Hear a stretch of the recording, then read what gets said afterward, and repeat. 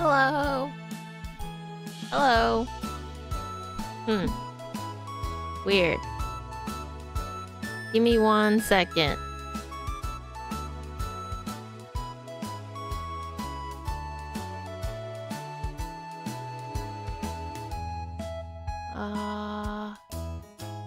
Okay. I'm not really sure why my mouth isn't moving. Give me 1 second.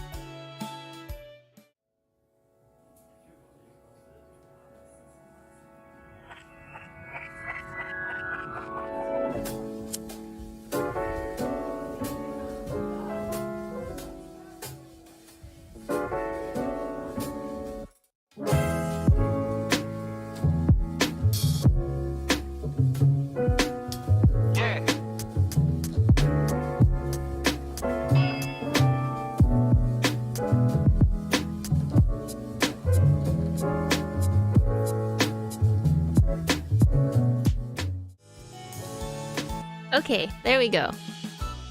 Hello, I'm Stellrys and this is Cooking Companions. Also, sorry, I don't know why, but some of my settings messed up. It's like I use this program pretty frequently. Why do you just suddenly reset my settings for absolutely no reason? It's not even like I did anything, but whatever. Anyways, so hello everyone. I hope everyone's having a good day. This, as you can see, is Cooking Companions. It's a cute visual novel. Are we the friends of cookers or cooking our friends? I guess we'll find out. Also, I wouldn't say that they're the typical characters from webtoons. 2 of them are girls also. Anyways. Okay, so so I think it's supposed to be psychological horror, but I'm pretty sure it's just like straight up horror. But there's also a dating sim to it, so I guess we'll see what happens, right? Mobile data? Is your internet still down? That sucks.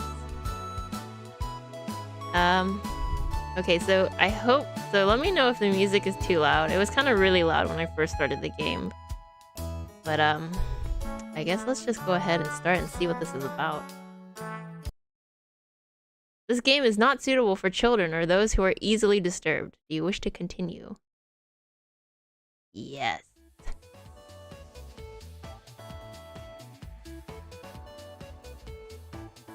Oh darn, I thought these were voiced.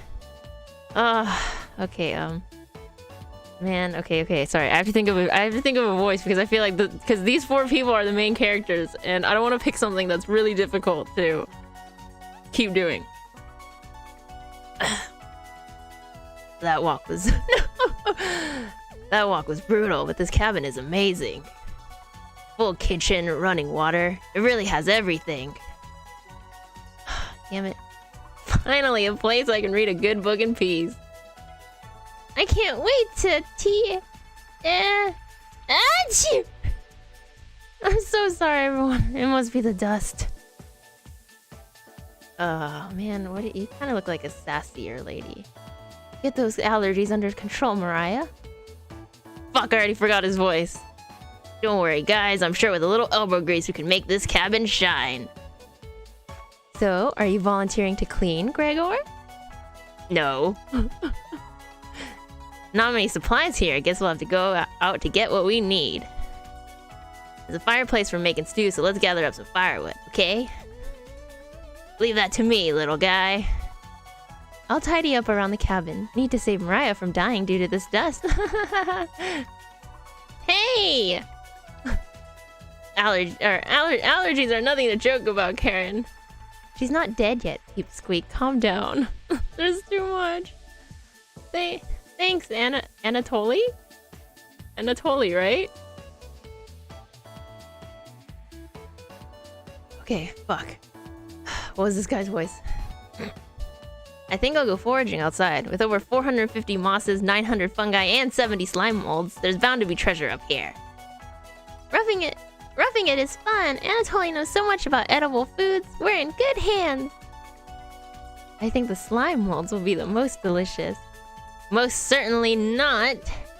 What about the fungi? Do you even know which ones are poisonous, Anatoly? I can figure that out. You can be the canary in the coal mine, Anatoly. I'm not ending up a corpse here. Eek! Keep both eyes open, little guy. Plenty of wolves and brown bears around. They won't be a problem. I read up on 10 different techniques to incapacitate them. Number 1 is... Anatoly! Oh, yeah. Sorry, Mariah. Mariah? Yeah. Got carried away again. I'll help Anatoly look for food. I'm definitely better at warding off wild animals. If we come up empty-handed, we could always eat some of the food we've brought. You mean the emergency rations? Bad idea, chump. Hey, Anatoly and Mariah are getting the food. Gregor is gathering the firewood. That makes you our designated chef. Who is you? Like me? Everyone's looking at you expectantly. You nod. Very excited to try your cooking. Alright, everyone. Let's go to work while there's still sunlight. Later. He had a squirrel on his shoulder. Raya, Anatoly, Gregor. The 3 exit the cabin, leaving you and Karen alone. I know, where's our squirrel sticker friend? I think Anatoly put the supplies in the kitchen. Thanks for helping out with the cooking. To save the game, right-click or hit the escape button on your keyboard. Okay. Blah blah. Please note, going back to the main menu or blah blah blah. Yes, yes, I know. That was such a weird place to put that. Do you have any experience making meals? Ugh. I forgot to save. I don't know how you guys play visual novels, but every time there's a choice, I always save right before. So I can figure out where I went wrong later easily. Hello, hello. Of course I know how to cook. Of course. Is that so?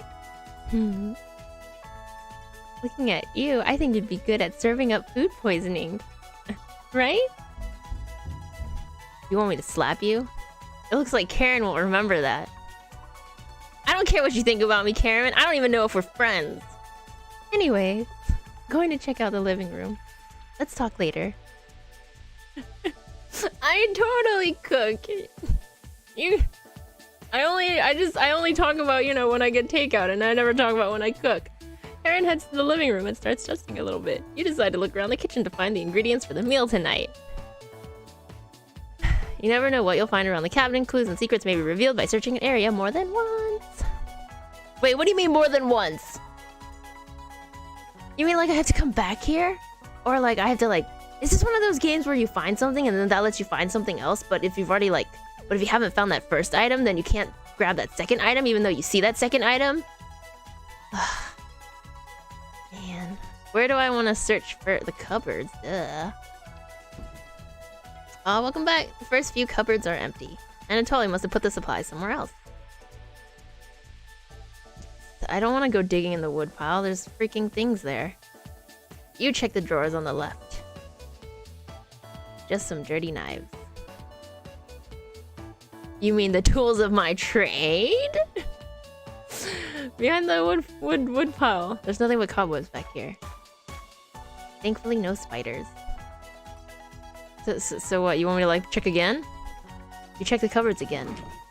Just some mouse turds and cobwebs. That's gross. No, at least it's not actually like touchy-touchies, I think. You check the drawer above the mouse hole. Some kind of mold is growing in this one. Maybe Karen will find it appetizing? Yeah, a bitch wants to see my food poisoning skills. I can show you my food poisoning skills. Look at the wood logs closer. This is just a pile of Norway spruce. Are we in Norway then? How many times do I have to do this? You check the cupboards underneath the sink. You found a dead mouse. This would be a great gift to give Karen. You added the dead mouse to your inventory. Wait, our character is afraid of spiders but doesn't mind touching a fucking dead mouse? You check the drawer above the woodpile. Something is making it difficult to open. You pull it open with all your might. Look how strong I am. Whee! Cabbage! That thing talked, but it didn't say what it said. It talked like a fucking Pokemon. And I don't. It's time. Trumpet sound off. Never fear, Onion is here. What the fuck? How am I supposed to copy that? Like my cousin Cornbread says, I'll rise to the occasion. Fuck, that's so difficult. Are we a cat? Probably. I mean, we had no problems picking up that dead mouse. Raspberry! Always berry, raspberry. Potato? Potato doesn't say anything. How am I supposed to know what kind of voice I'm supposed to use for you, Potato? Cabbage stuffed me into this drawer. I'm pretty sure this counts as kidnapping. Where the trumpet? Why talk with those boring humans? I'm sorry, is he he's not actually like speaking, right? All they have to give you is drama. Come chat with us instead. We'll share valuable recipes you can cook. We'll share with you our secret trumpets recipe. Select them all to become a 5-star chef. Potato stares into your soul. You can find unlocked recipes in the main menu. To celebrate, here's your first recipe card. Cabbage! Roasted eggplant with sesame and pomegranate. Meat free. But I like meat. I would add most of you to meat. Probably not the raspberry. Oh, yeah. If you ever want to talk, just come to the drawer. Trumpet! That one I think has said it. Let's move out! Oh my god. You're right, the faces make them easier to eat. I won't feel so bad as it screams in pain. As I chop it into a nice stew. Cabbage rudely slams the door closed.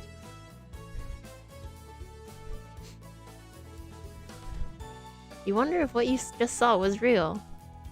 And then you wonder if all of your life choices were incorrect to lead you to this very spot. You're slightly worried about what this means for your mental state. But only slightly. Oh, look at that. We've got a firm handle on our mental state. Why are they teaching us how to murder them and their friends? I mean, what else would talking vegetables do? They got it. I mean, you would think that they know the best how to cook them to make them tastiest for their most tasty potential. Hey. Hey, you. Did you find the supplies? No, I didn't. You shake your head. Anatoly lied. He actually put them in the bedroom. Idiot. Here you go. I got emergency supplies, but for some reason in bigger font. Karen leaves you alone. Wait, Karen, I have a gift for you. I think you'd love it. I think you can eat it raw, too. You start a fire with some of the wood and get to work on cooking dinner. Tonight's entree, vegetable stew. In a large saucepan over medium heat, you heat some water with potatoes, carrots, and celery in it. No, gross. No celery, please. 15 minutes later, you drain the pan and set the vegetables aside. Are you sure you have no idea how to cook a human? After all, if you cook, aren't you just practicing?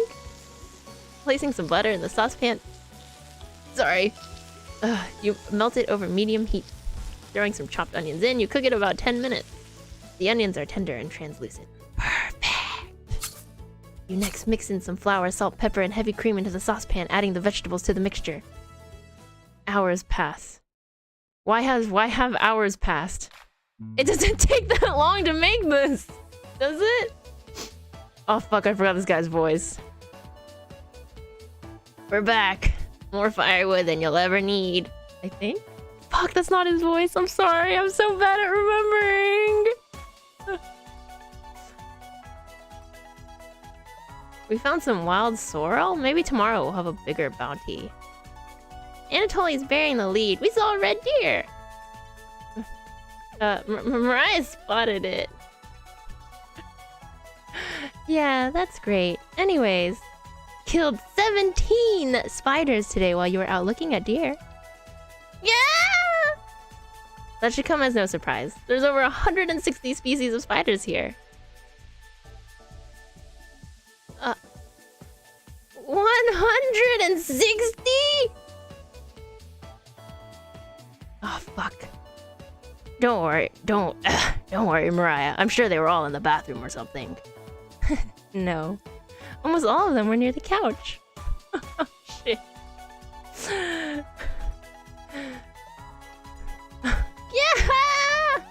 I was gonna sleep on the couch! That's where 16 of them were. I'm not sleeping on that couch then! And there's only 2 beds in the bedroom. Don't sweat it, Mariah. I can sleep anywhere, so I'll sleep in the rocking chair. The rocking chair. I'll sleep with one eye open, just in case any of them swarm the couch. Thanks, Gregor! What is... I still don't think I'd feel safe sleeping on it. Also, oh wow! Hello! That Dear Dream Studios is the developer of this game. Wow, hello, thank you for stopping by. I'm really enjoying your game so far. I'm sorry I'm butchering it with weird voices though.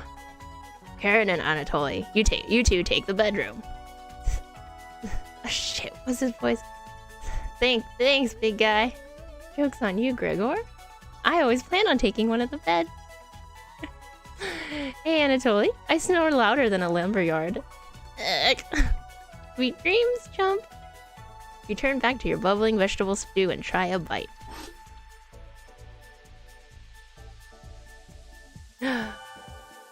This tastes pretty good!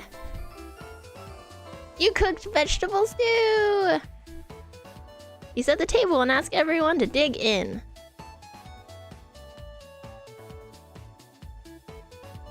Why is everyone staring at me? I swear it's so... I didn't put the mouse in it. I swear it's safe. Oh wow, this smells delicious. Thank you. You must be a world-class chef. Aaron takes a bite. It's bland as hell. Karen! Tastes like every other vegetable stew I've ever had. So generic. Could probably use some meat next time. I had the mouse! Why didn't I put the mouse in? Gross! For a side dish, we could bake some bread and utilize the Fragaria vesca, also known as strawberries, for some jam. Nobody cares, Pipsqueak. Everyone laughs at Karen's polite ribbing. I didn't kill all of them, they're just... I just took some pieces of them and put them in the stew. Nothing makes you happier than cooking a great meal for friends. Oh, we're friends? This could very well be the best day you've ever had. You go to bed stuffed. Wait, where do we sleep then? There was only 2 beds? Do I sleep on the floor? I'm okay with sleeping on the floor.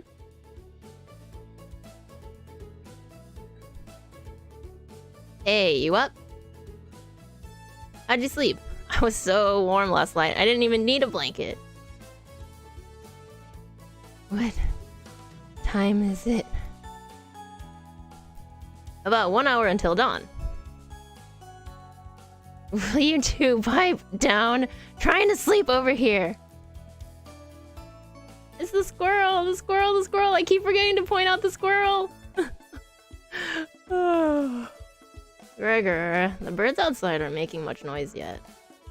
We didn't bring many supplies, remember? Oh shoot. Better get a head start on gathering food. I honestly can't see the trees outside right now. Gregor! Did you see any spiders last night? There was a small one in the bathroom. Ah! Actually, I did see a centipede by the sink. Mariah turns a little pale.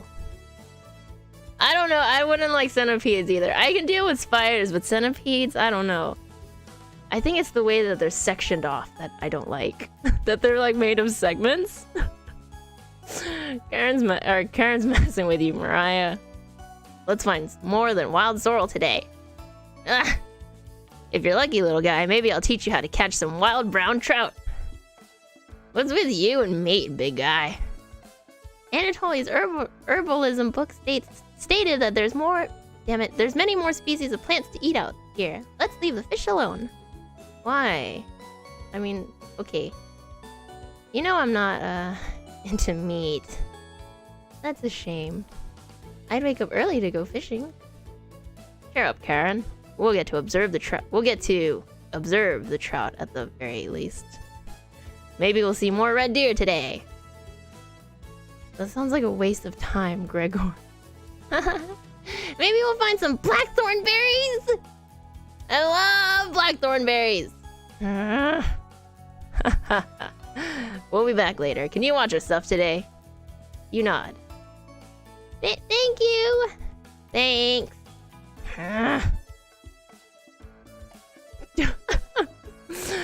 Don't steal anything, okay?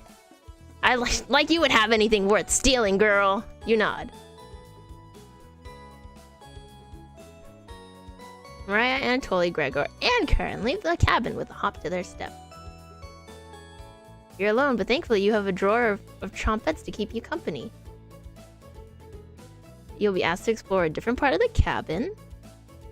You only get one choice, then the day will end. Choose wisely.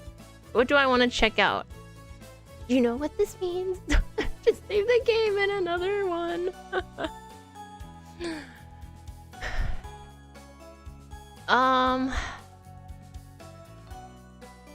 I don't know if I want to talk with the trumpets. Maybe we should just look around the bedroom.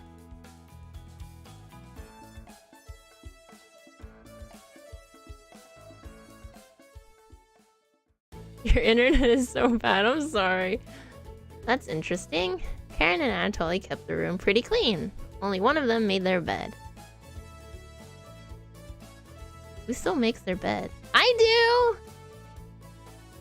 Most of the time. I'm gonna say like 6 out of 7 days. You look underneath one of them. You found some extra emergency supplies! You decide to look through them and start planning your next meal.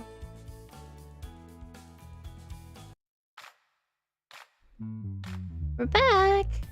Hehehe. Knock it off, Mariah. It's pretty rare to be scared of one. It's not! Who knew the big guy would be so scared of? Shut up! You don't understand. I don't think anyone understands, Gregor. It was just a marmot, Gregor, not a monster. Mariah laughed so hard that your ears ring. I don't know if I can make anyone's ears ring.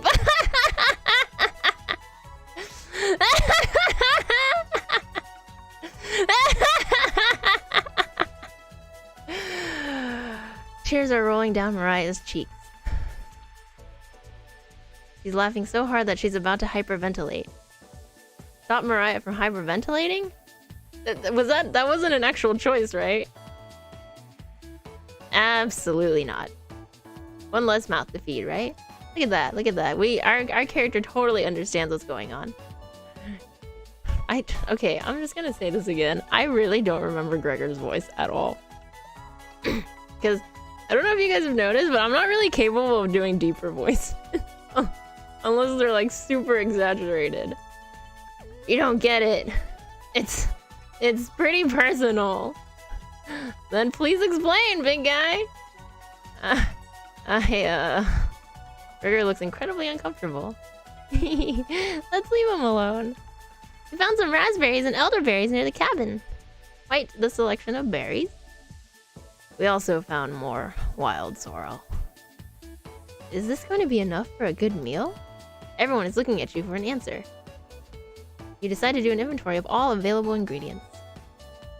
It takes you a while, but you decide on your specialty, cabbage rolls. And I know where we can find some yummy cabbage. You first bring a large pot of water to boil. Let the cabbage leaves boil for 2 minutes, straining the pot into the sink. In a medium mixing bowl, you combine some cooked rice, onion, and egg, salt, and pepper, along with some tomato sauce. You use your hands to mix thoroughly, and decide to wash your hands after it will come off. Dividing the rice mixture evenly between the cabbage leaves, you then roll them up and tie a string around them so they stay in one place. You place the cabbage rolls in a large skillet over medium heat, pouring the rest of the tomato mixture over the top. Covering it, you bring it to a boil. You reduce the heat to low and let the cabbage rolls simmer for about 40 minutes, being sure to baste it with the liquid. Ta-da! You cooked cabbage rolls! Mariah looks optimistic. Aaron looks skeptical. Anatoly looks curious. Gregor looks thrilled. You watch intently as everyone takes the first bite. What? It's this awkward scene again where they're all just staring at you as they eat.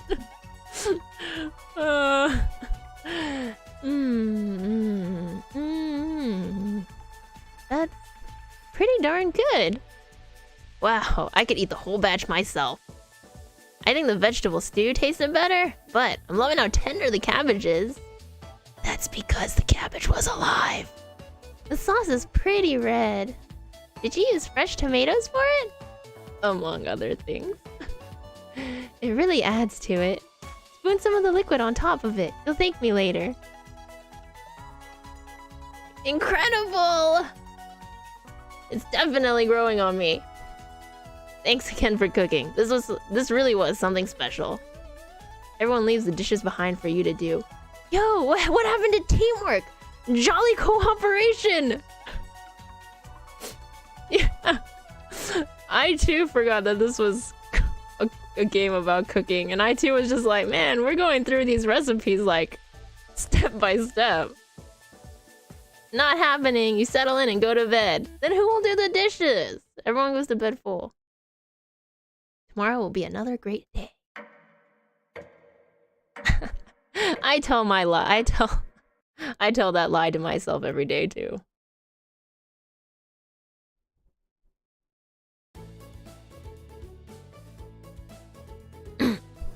Good morning, everyone.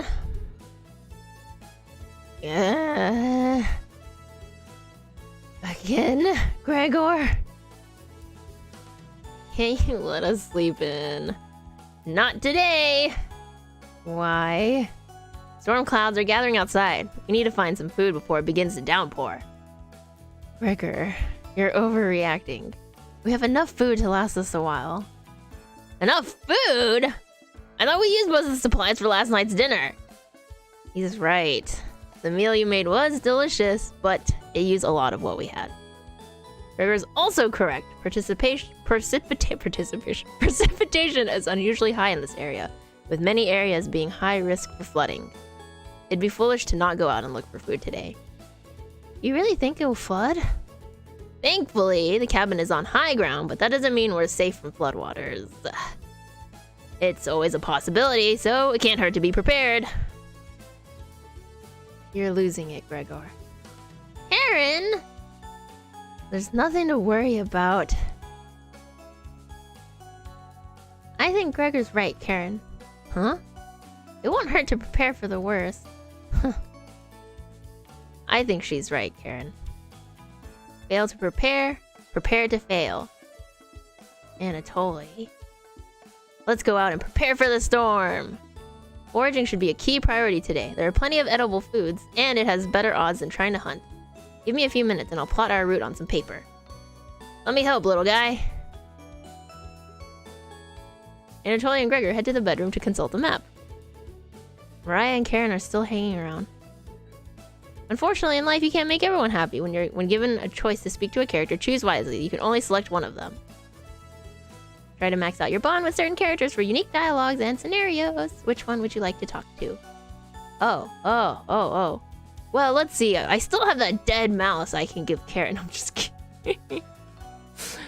What if What if none of these people are real and they're actually the vegetables and we've just been murdering them over and over as we eat by ourselves in this cabin? Okay. First of all, I'm gonna make another save. And then I guess we'll talk to... Okay. I'm gonna see how this goes. Let's try to see if we can appease Karen, and if not, then I won't go bother looking for her anymore.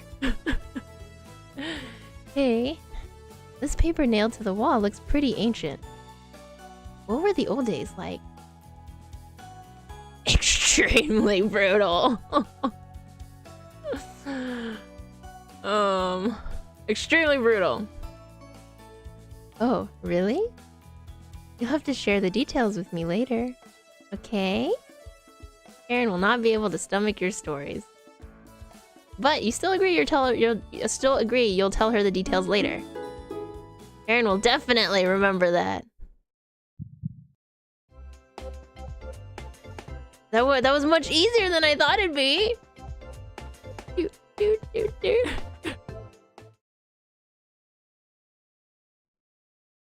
There are more vegetables than people?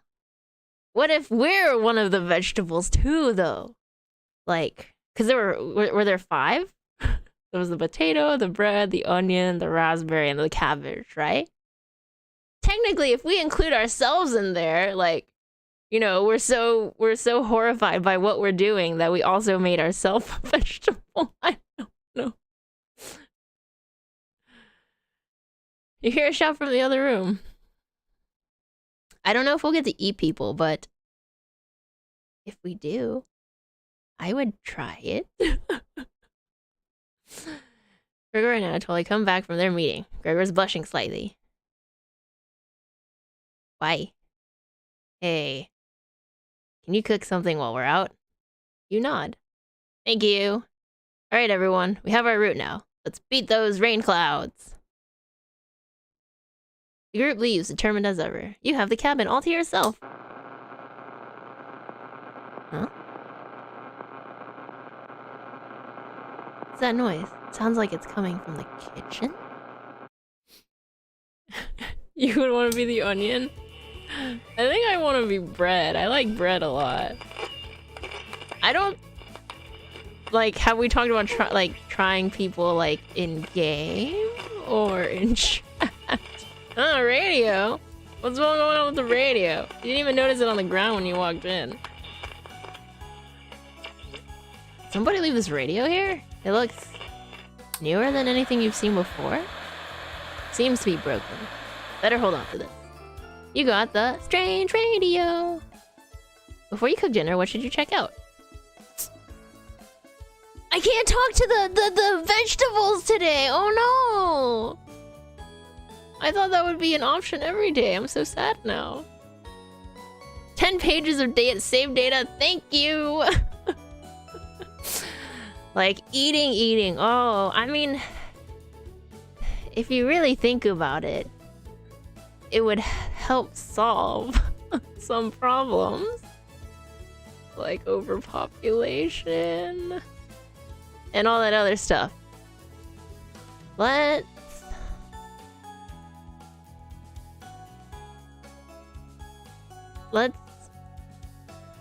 go into the basement, because that sounds cool.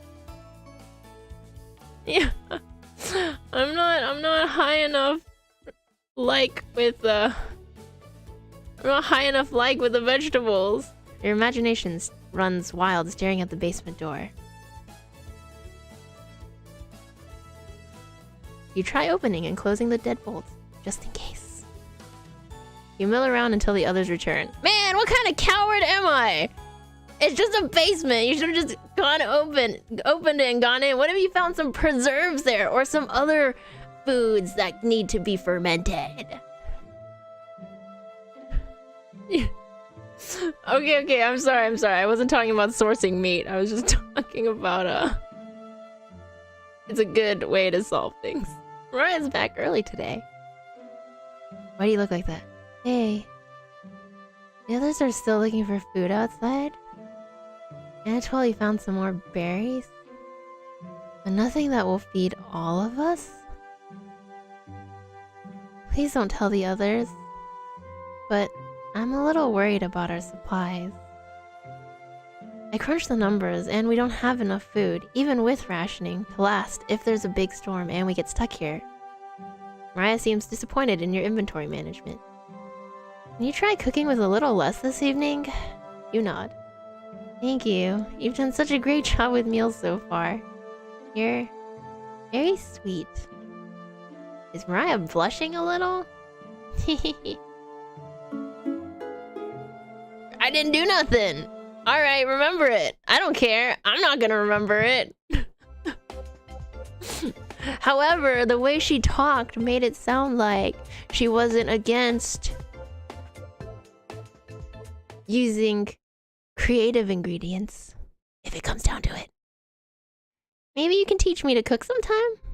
You nod. Looking forward to it. Hey, you could hold cooking classes here someday. In the middle of the woods, where no one can hear you or see you. Rudely interrupting a tender moment, the others burst into the cabin. My tender moment! I also like, I like Mariah so far. She's nice. I mean, Gregor's cool too, but he keeps waking up really early, and God knows I hate waking up early. Don't be so down, everyone. We got tons of good berries. Jam is so bland without any sugar. Do you have any sugar? You shake your head sadly. Yikes. Turn that frown upside down, Karen. Who knows what tomorrow will bring? I'm not smiling for you, Gregor. You missed out. The sunset was really tremendous on our way back. Hues of orange, red, even a little purple poking out. Red sky at night, sailors delight. Red sky in the morning, sailors take warning. So we can expect a sailor's delight tomorrow? That's awesome! You're such an optimist, big guy. We must have walked a few miles today.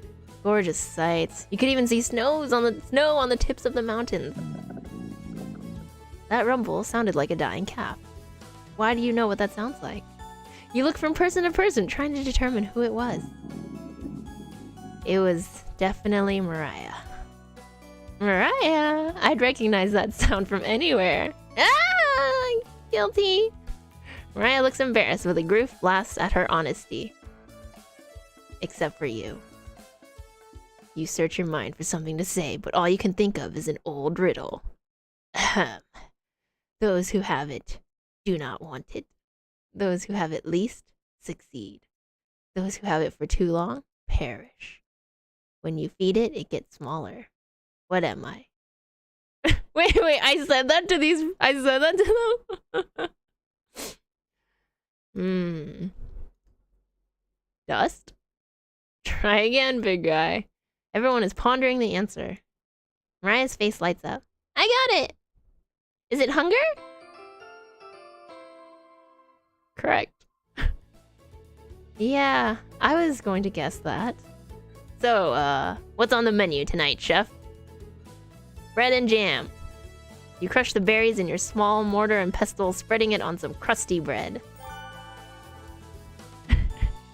Look how delicious that looks.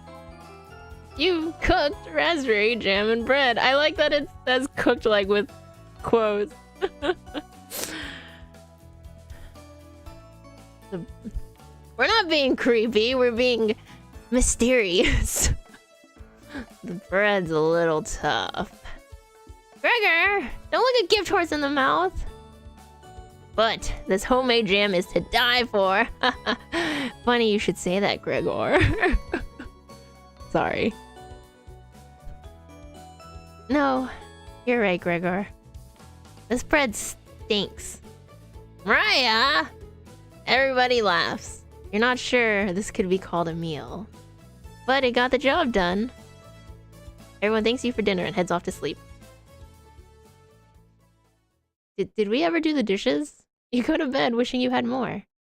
You have a strange dream. Something is riding on your back, and it's becoming a nuisance. Try to see it in the mirror, but you can't get a good look at it. You try almost everything, but it won't get off. The pain between your shoulder blades is getting worse by the minute. You wander away from the cabin, stumbling by a river to soak your pain in cool water. You didn't want things to come to this, but you've exhausted all other options. You swim out to the middle. Rocks on the bottom cut your feet. You slip and fall to your knees. You lean back, trying to submerge the thing underneath the waters. But it won't drown. It won't drown. It won't drown. You splash frantically, plunging your head beneath the water. The current takes you downstream. You try swimming to the shore, but it's no use. Water fills your mouth and nostrils. After a minute, you stop struggling against the current.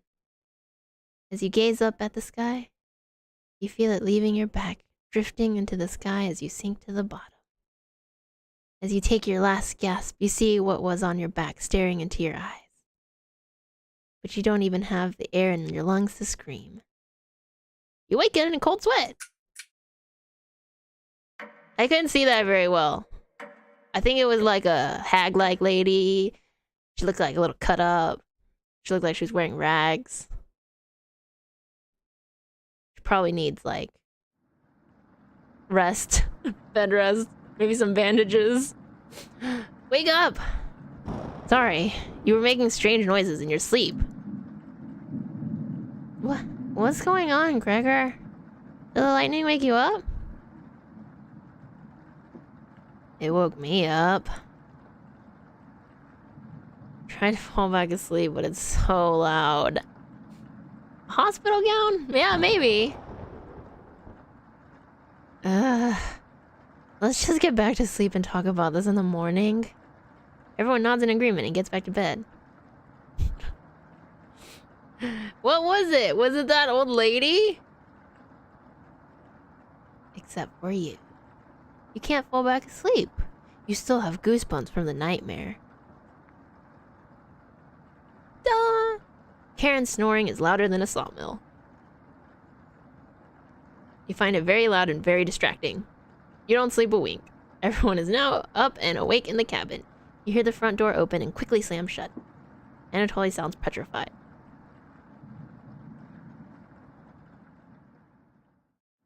I looked out the door and we're completely surrounded by floodwaters.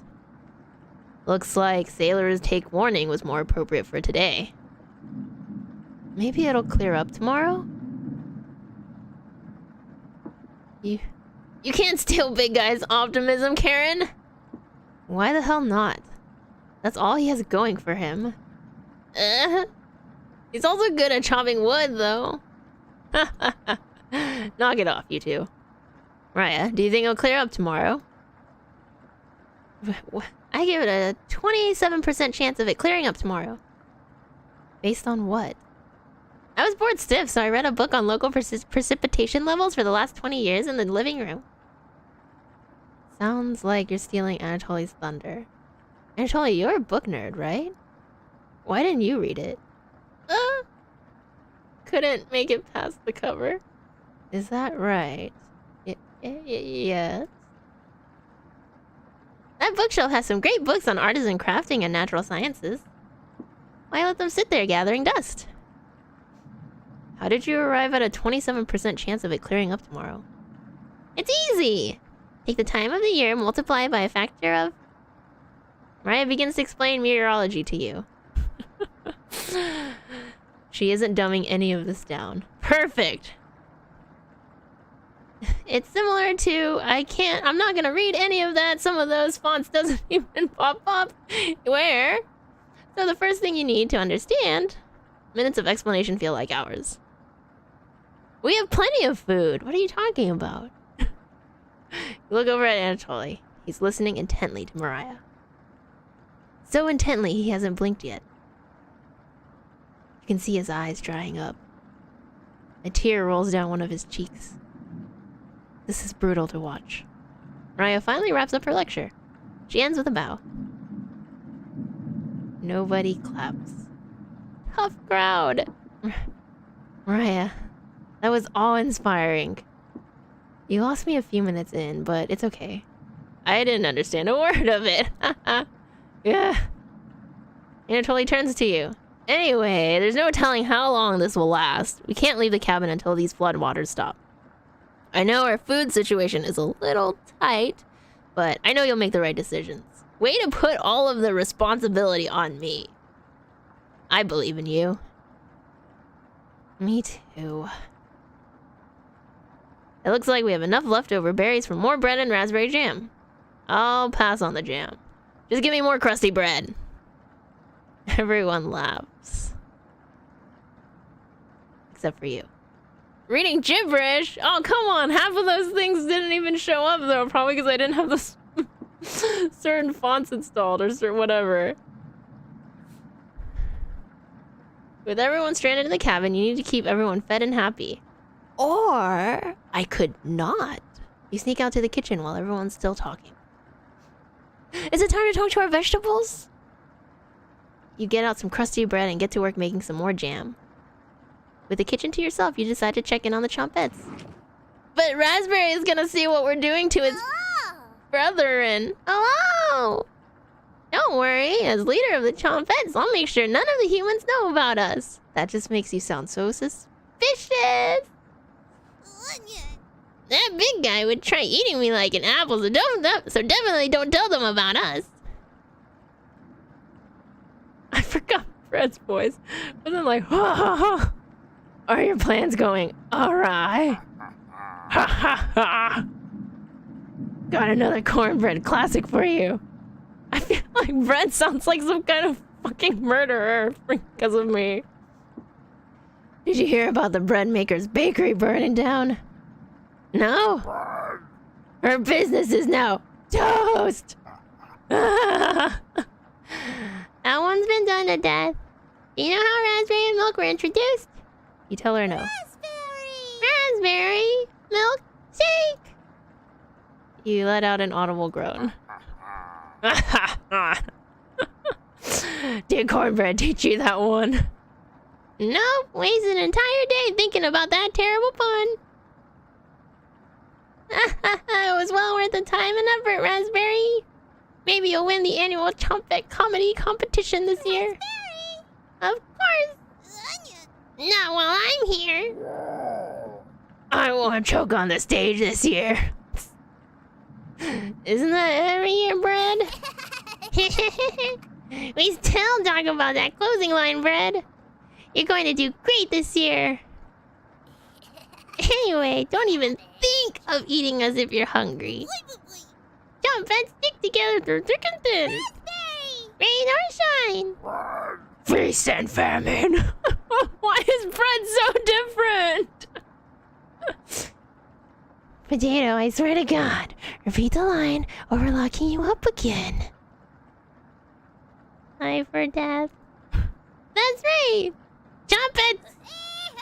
Move out.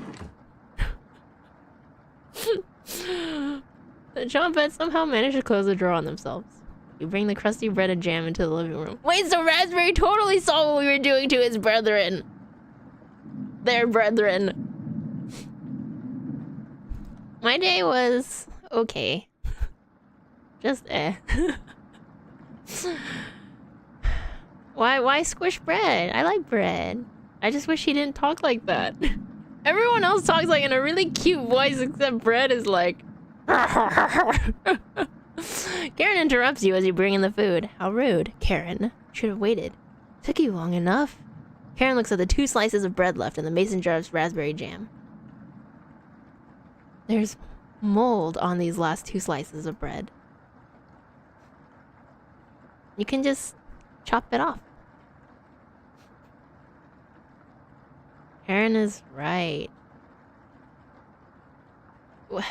Oh yeah, bitch, because I can totally just make mold grow magically.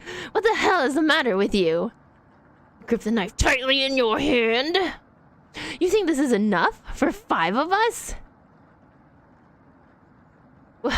Wait, we can't throw this bread away. It's all we have left. Gregor's right.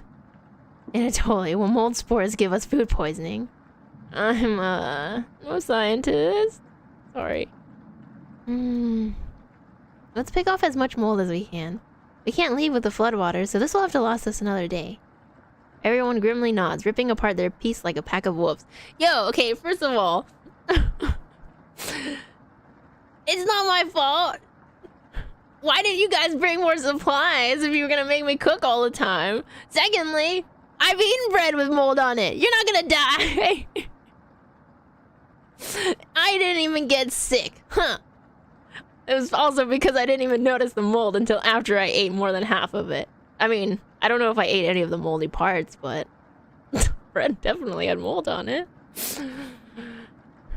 Bread had great puns.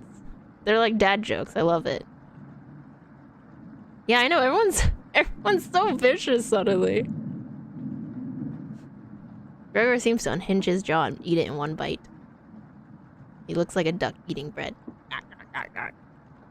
Thanks again. Bread and jam isn't much of a meal, but it's more than we had when we left Ukraine. Plenty of rainwater outside, so at least we won't die of dehydration. But until this storm is over, nobody should leave the cabin. Should clear up if we just give it a chance. Anatoly, where are you getting that information from? One of the bookshelves about... one of the books on the bookshelf about the climate here? You're illiterate, so that definitely is a lie. He's illiterate? Wait, what? I've seen him reading. Little guy's been studying. I'm serious. He pretends to read those books because he wants us to think that he's smart, but I can tell he's just staring at the page, faking it. What do you think? I don't really... I don't have anything to do with this. I'm just the chef. I don't even think we're friends anymore. Okay, it's either Anatoly doesn't know his weather conditions from a hole in the ground, Karen is correct, or he can read, I saw it with my own eyes. However, I'm gonna do that thing where you go for everyone and so you fail. So you fail to get anyone's route. Yeah, I don't know. I would just... Would I really spare someone the embarrassment? I don't know. I'm a really honest person.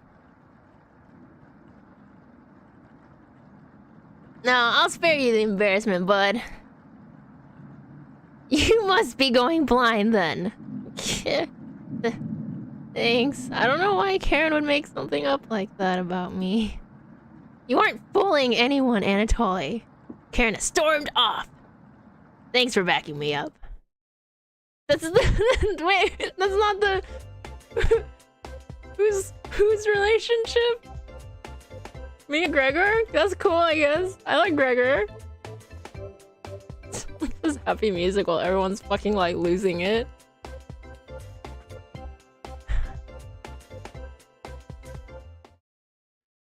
Good to have someone so positive around. Anatoly looks relieved. You completely lost connection. Aw. You think he'll remember that? I guess let's call it a day. Yeah. Sure. Everyone shuffles off to their sleeping areas. 10 minutes later. But it's like daytime! Hey. Karen likes to find somebody's weakness and use it against them when she's frustrated. Just wanted to thank you for backing me up earlier. You're very sweet to do that. Anatoly looks... Anatoly looks at you with a look of admiration. See you tomorrow. Anatoly looks like he's blushing as he walks away. You're definitely sure Anatoly remember that. Why does everyone blush when they see our face? Are we just so handsome that no one can take it? You know, like when you see a really good looking person, even if it's like not to your tastes or whatever, you're still like, damn. Anyways. You get ready for bed and put a blanket on. You go to bed very hungry. I've done that before. It's horrible. Because I get hungry and I'm like, fuck, I should go to sleep so I don't eat at night. But then, but then like you go to sleep and you're really hungry so you can't focus on sleeping and you just want to cry. And eventually you fall asleep and then you wake up in the morning and I don't know about you guys, but I'm not hungry anymore and I'm like, damn. Because I mostly enjoy... I like sleeping so that I can wake up the next day to eat more. I'm not gonna lie, sometimes I'll sleep and I'll be like, oh, I'm so excited for tomorrow because I get to eat more food. Anyways, you don't dream the entire night, but you sleep through everyone waking up. A protagonist reveal would be pretty cool. What if we're just... Or what if we're a deer? Or an animal or a vegetable. And that's how fast a deer could run if startled. Whoa. Incredible. Impressive. I wish we had a deer here. With the food getting lower. Let's just skip today's meal. No. It's only for one day. Yeah, seriously, you guys aren't gonna die? What is this? Is this a squirrel? It's so cute. Various cultures and religions have practiced fasting throughout history. That doesn't make us feel any better, Anatoly. What options do we have? Our food wasn't rationed properly. Hey, you better not be blaming me again. Anatoly leaves, mumbling to himself. So passive-aggressive of him. We should just skip the passiveness and just be aggressive and trip him. Everyone goes to a separate area. Karen in the bedroom, Gregor in the living room, Mariah in the kitchen, and Anatoly in the bathroom. Who do you want to speak to? I want to speak to the vegetables. They're the only ones I can trust. I don't know. I don't know if I would treat my thoughts of food as a positive, but I definitely go to sleep a lot thinking that. We are not eating people yet. All right, let's chat with. I don't think we've gotten any heart points with Gregor, so let's go chat with Gregor.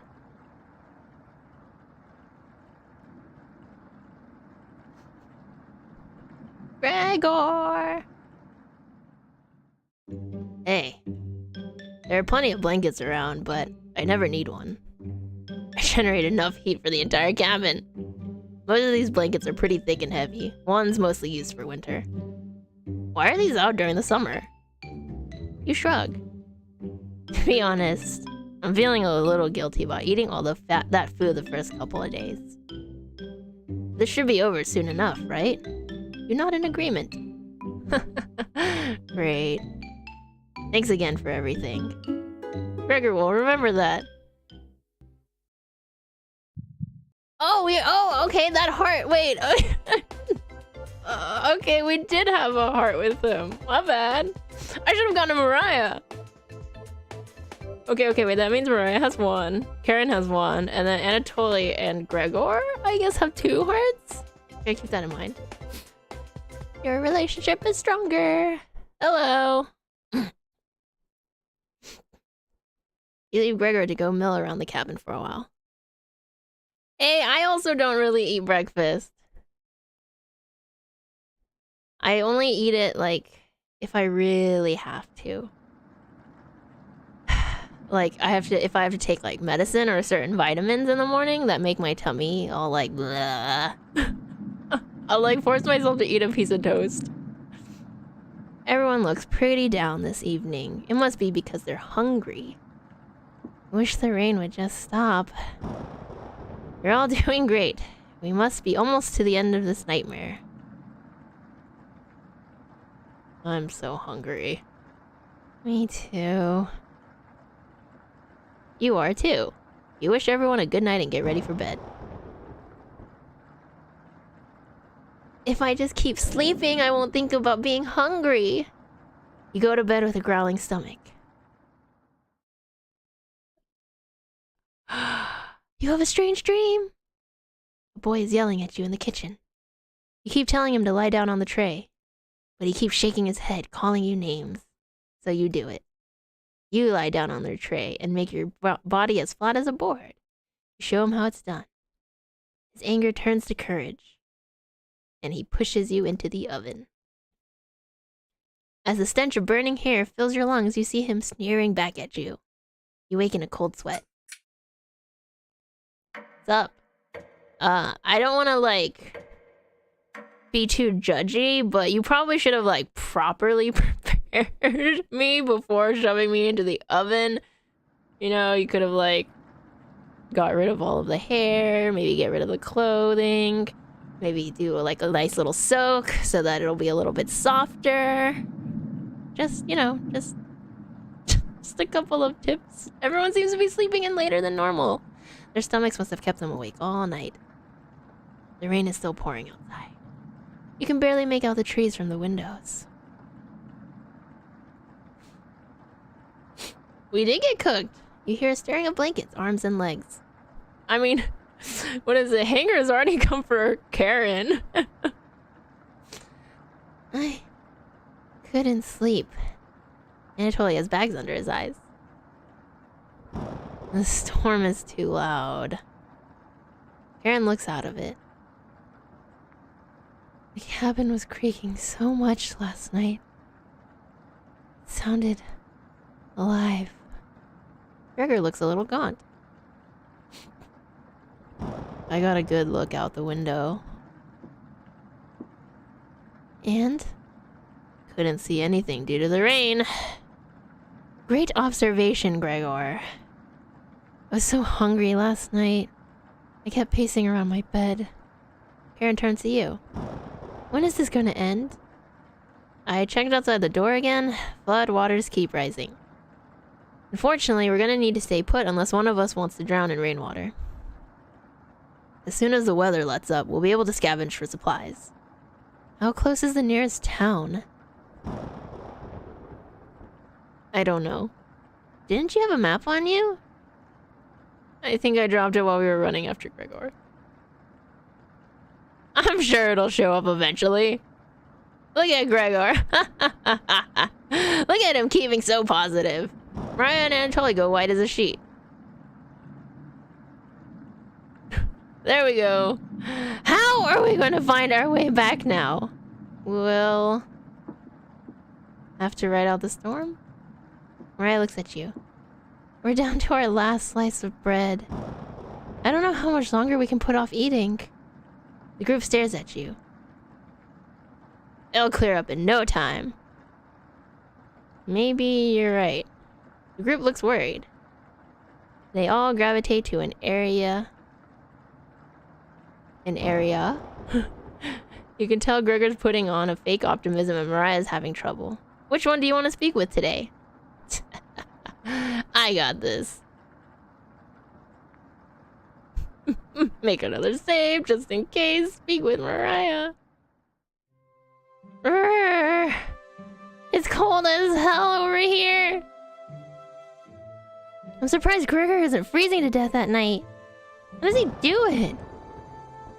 You explain to Mariah how the size of a person and fat content determine how warm they are naturally. Yeah. Wish I was as big as Gregor. But, to be honest, I don't need to be that tall to make a difference in the world. You know what he wanted to do for a career? Mariah does her best Gregor impression. Split firewood and gaze at the stars! How boring is that? Depends on the person, but pretty boring. You're so funny. Thanks for coming in and chatting with me. Mariah blushes a little. You make it easier to pass the time. Thank you. You're pretty sure Mariah will remember that. What a coincidence. You also make it easier to pass the time.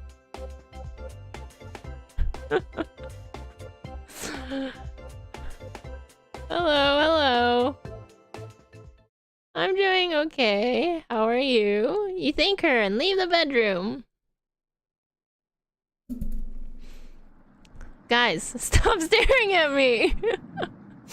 Can't you guys, like, look at the table instead? Don't people look down when they're upset and hungry? You call everyone together. They all look grim. You could cut the tension in the room with a knife. Everyone is staring at you. Oh crap, it says it in the game! They're expecting that last piece of bread for dinner. You bring it out. Everyone cannot take their eyes off of it. Okay, wait, like, to clarify, it's only been like a day or two since they haven't eaten, right? You instruct everyone to take a pinch. And slowly, all 5 of you tear it apart like a wishbone. Everyone studies their piece of bread carefully, wondering how long it will last. Karen is the first to eat hers. She chews each bite a few hundred times before swallowing. Anatoly chews it cautiously, opening his mouth once he finishes each bite. Mariah nibbles on it silently, eyes wide, moving from person to person. And Gregor just pops it in his mouth like a cherry.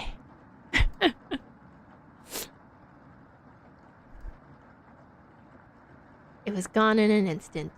Yeah, it's just bread, yo. The group thanks you awkwardly. It's not much, but you've run out of options. You wish everyone good night and get ready for bed. You go to bed starving.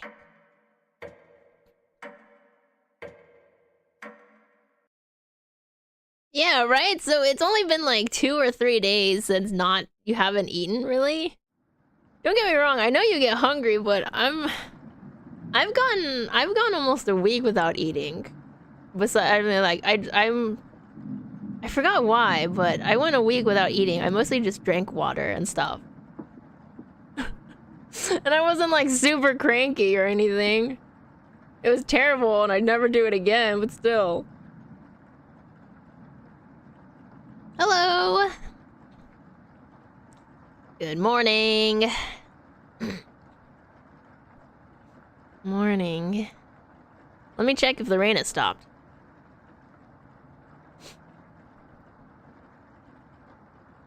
It's still flooding. What are we going to do?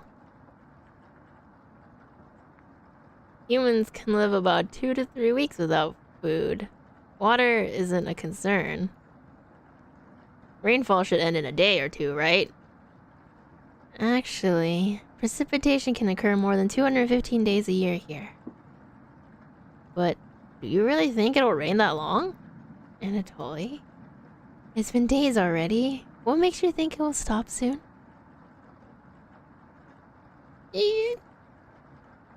Relax, everyone. Let's see how long we can ride this out. Fingers crossed it's done by tomorrow. Panic is slowly creeping in. Everyone's looking scared. But you need to survive. Karen and Gregor begin to discuss next options. Do you want to speak with Mariah in the kitchen? Or Anatoly in the living room? Think instead about everything you've done wrong and how you've doomed everyone. I like that option.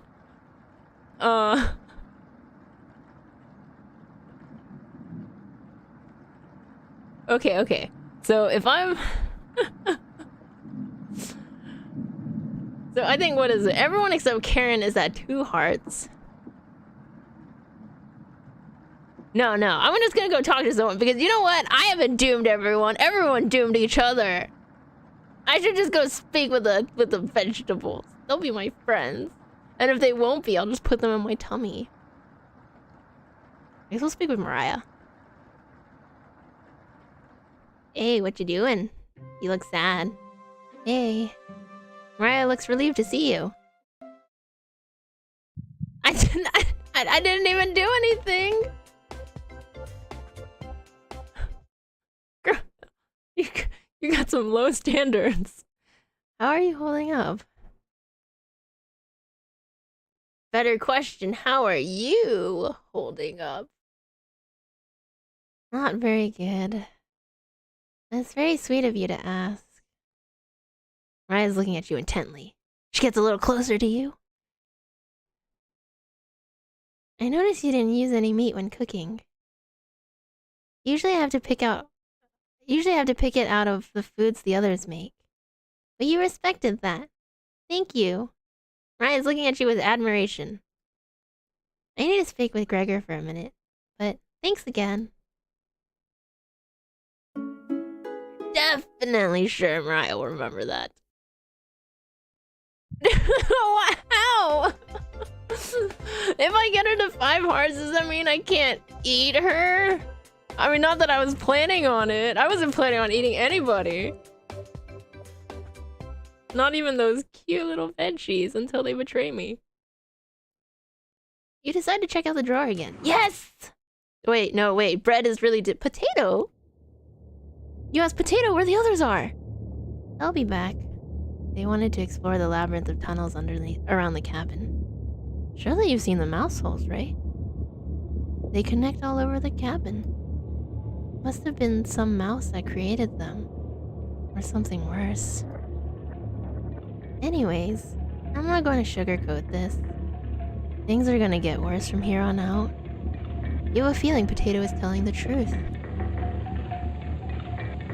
You realize some drool is leaking out of your mouth. Disgusting.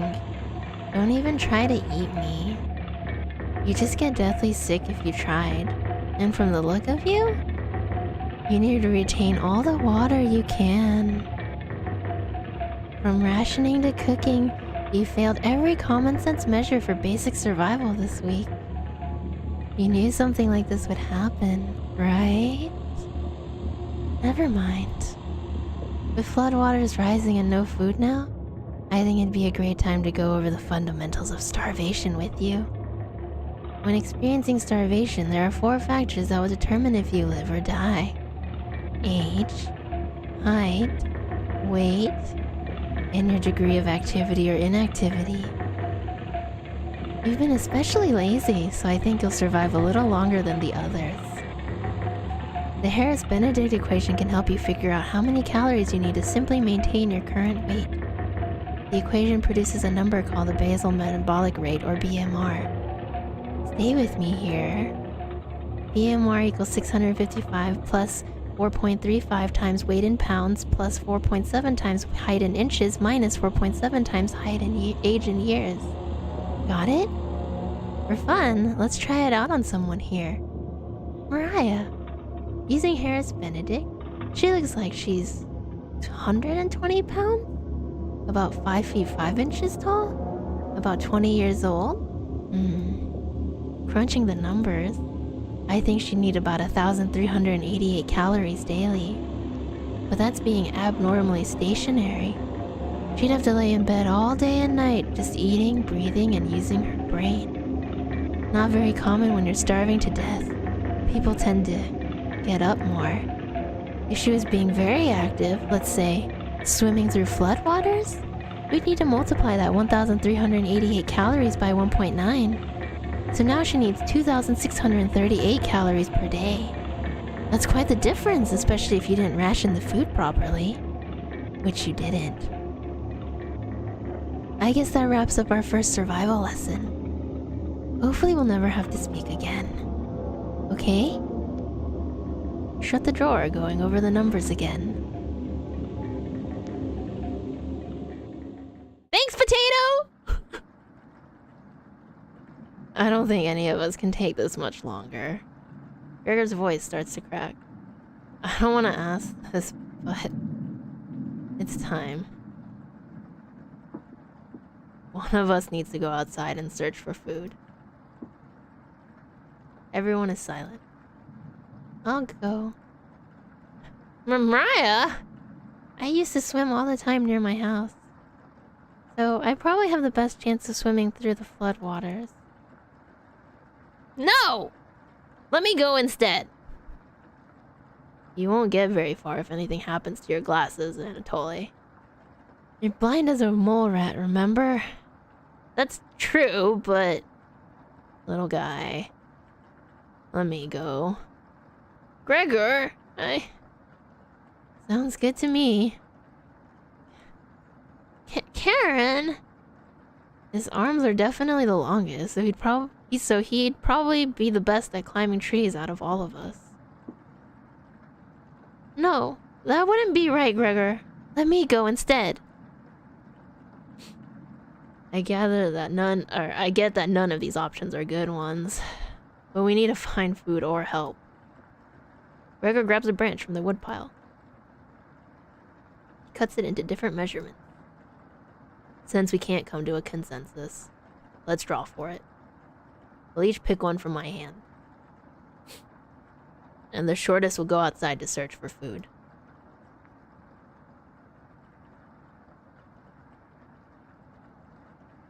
You're not worried about drawing. You saw Gregor cut the branch length. So you can tell which is the biggest one of the bunch. You pick it. You pick it! You watch the others intently. Will it be Gregor? Anatoly? Karen? Will it be Looks like I've got the shortest. Mariah. It's okay. I watched Anatoly forge earlier, so I'll know what to look out for. You guys could go like in a pair. I don't understand. There's 5 people here. Just go in a pair. Just swim until you find higher ground. Then scout the area. Maybe you'll find a fish out there. Everyone looks heartbroken, but not heartbroken enough to stop her. Aaron, Anatoly, and Gregor, I'll keep us alive. I promise. What about me? She promised. Everyone watches and Mariah leaves the cabin.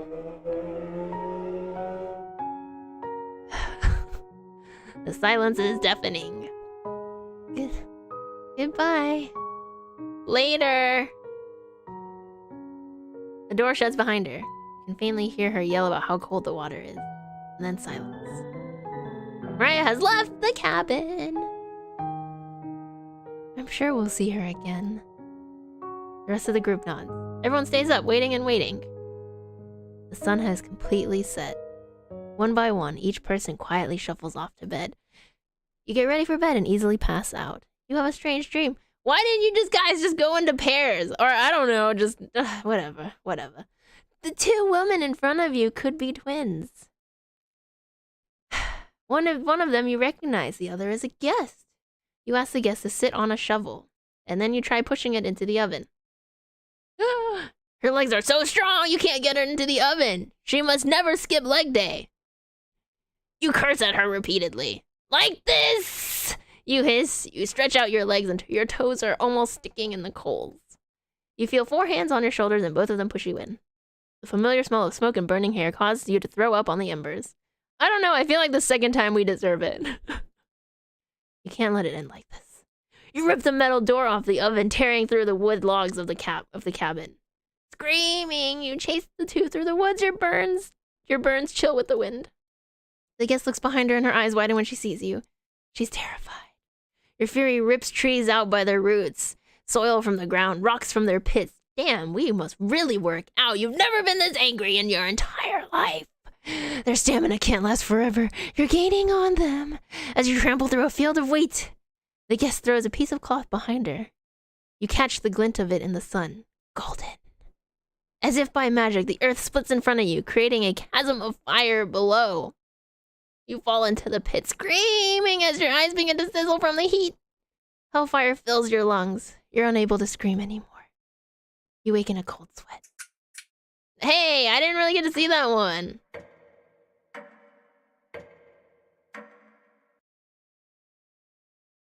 Well...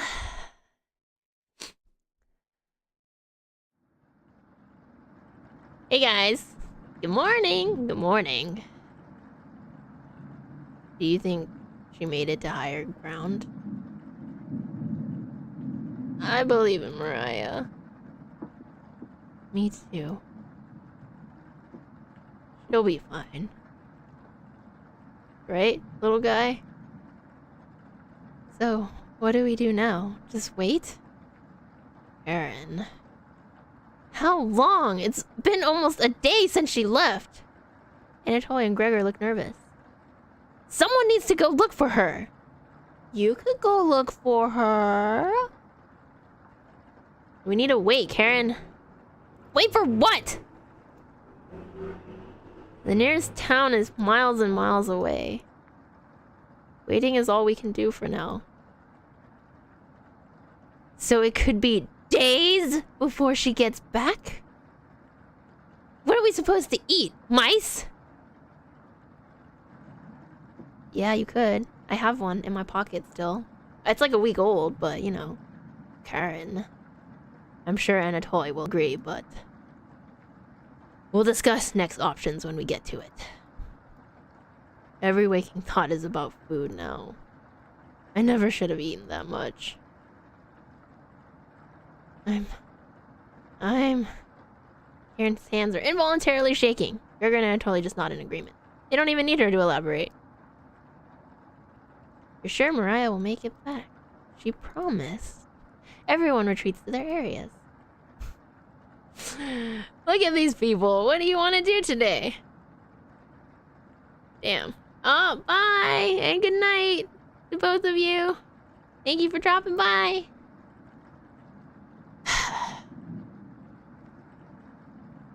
Let's... I haven't talked to Karen since like the first day. Let's go talk to her before she gets any more psychotic. Hi, Karen. Are you good? What's that floorboard right there? Hey, you don't have to lie to me. I know Mariah's not coming back. I don't know where she came up with her being the best swimmer. I guess the only one that would know would be Anatoly. Last summer, Anatoly would watch her swim from the shore.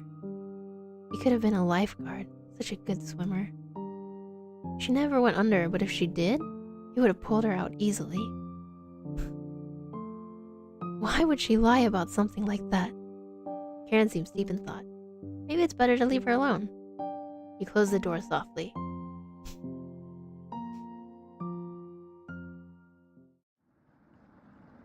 Hello, more awkward group cabin meetings. I can't stop thinking about that vegetable stew.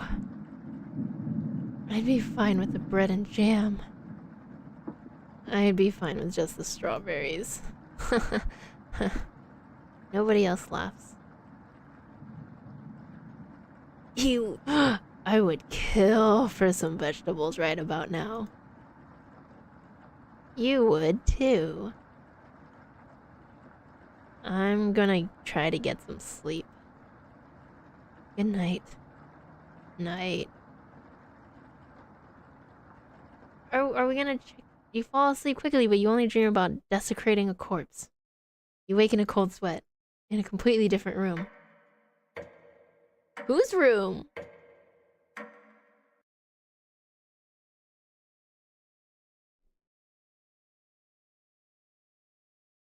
Yeah, it's only been a week. I feel like, I don't know. I know, like, what is it? If you don't sleep for even like a day or two, you get really loopy.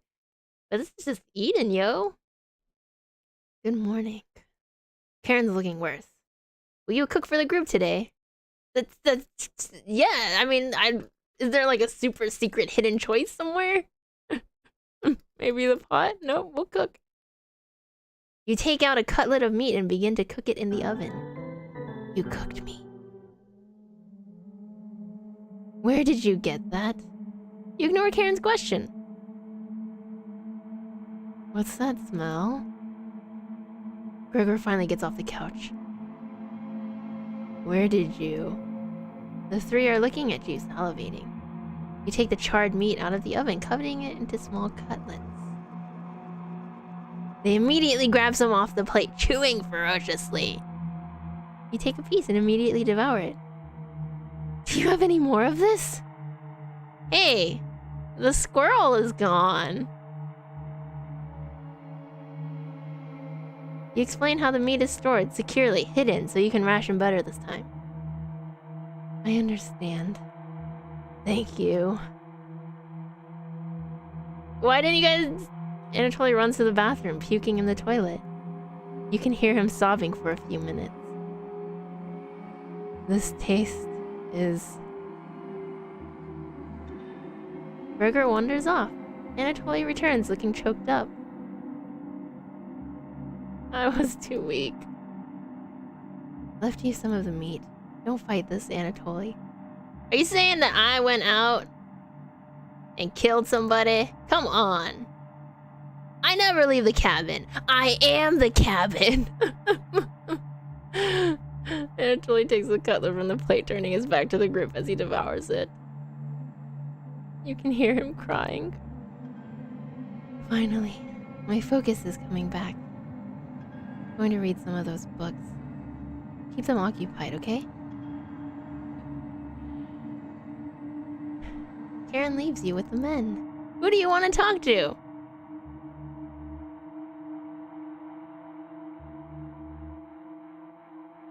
How about...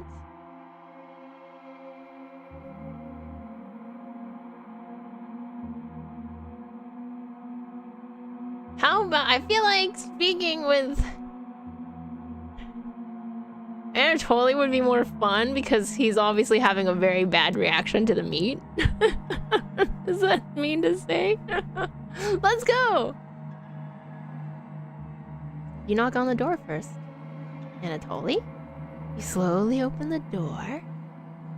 I've never seen the bathroom before!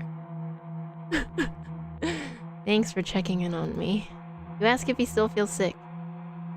Not anymore. I think it was a mental thing. Please don't tell me where the meat came from. The less known, the better. You nod. Thank you. You're sure Anatoly will remember that. And we got another heart! Look at this upbeat music while everyone's crying their eyes out. Dude. We leave Anatoly and go tidy up some parts of the kitchen. It could be a lot of things, right? I mean, technically it could be the squirrel, because the squirrel is gone. It could be a mouse. We could have collected a bunch of dead mice. It could be potato, and we just made them look like meat. Hours passed. The meal gave everyone the perseverance to keep going. Eating will just make them hungrier. They're fine now, but soon they'll be begging for more. Hey guys. You hungry? We waited long enough. What's for dinner? You calmly explain that you want to ration the meat better this time and there will be no dinner. Fine. I understand. I guess I'd rather eat tomorrow than more today. No arguments? Perfect. Everyone decides to call it an early night. You fall asleep instantly tonight. You have a strange dream. You're having dinner with a blacksmith. But he's not touching his food. The only light in the room comes from the oven. He clears his throat, stroking his beard.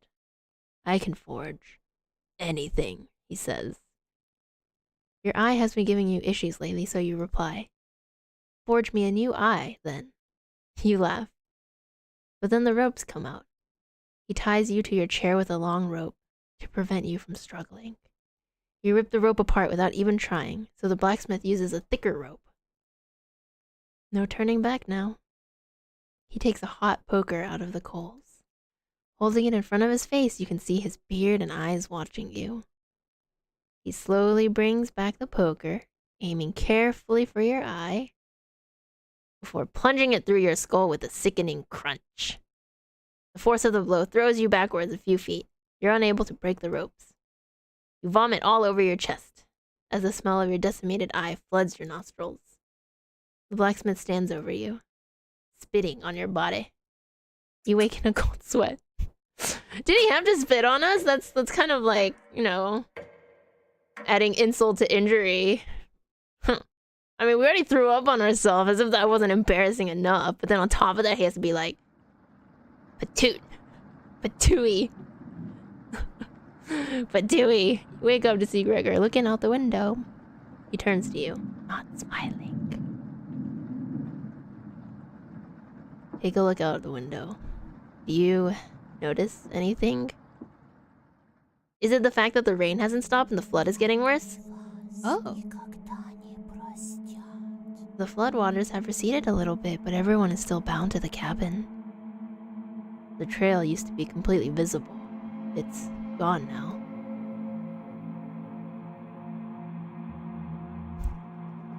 Good morning, big guy. Will Mariah make it back? This might sound a little crazy, but every night around 2 a.m. I can hear her outside. She makes this awful gurgling noise, like she's trying to get water out of her lungs. Have you heard her, Gregor? Sometimes, when the rain gets faint, I think I can hear her whispering. I haven't heard anything like that. When she's whispering, it's like she's trying to tell you something, right? Yes. Hey, Gregor, got a makeover. I sometimes hear her crying through the radio, but that's just a broadcast, right? Hey, you also, did you guys all get matching makeovers without me? I think we should have another piece of meat for breakfast. One step closer to Mariah is what she would have wanted. What's gotten into you, Anatoly? Anatoly's eyes look at you, begging. Bring us another slab. Please. Clearly doesn't have the stomach for it. I can't get the taste out of my mouth. Please help me. Anatoly? Gregor looks pained at Anatoly's words. I think he's right. Please bring us more of that meat. You grabbed some of the meat from your secret hiding place. We didn't take it out of the secret hiding place in front of them, right? Sorry, I need some water. You cut it into squares, adding it to the boiling cauldron water. It will taste bland without any seasoning, but you need to serve it up right away. What's taking so long? Boil it faster! It looks almost done. Patience. It's finally finished. He served the meat in bowls. Yum yum! Gregor drinks the broth first before swallowing the chunks whole, like a duck does when eating bread. Anatoly creates ripples in the broth using the spoon. He isn't eating. I'm sorry about earlier, everyone.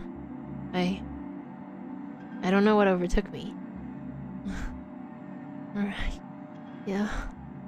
Anatoly begins to weep. You look over at Karen. You didn't notice her even start to eat. There's just an empty bowl now.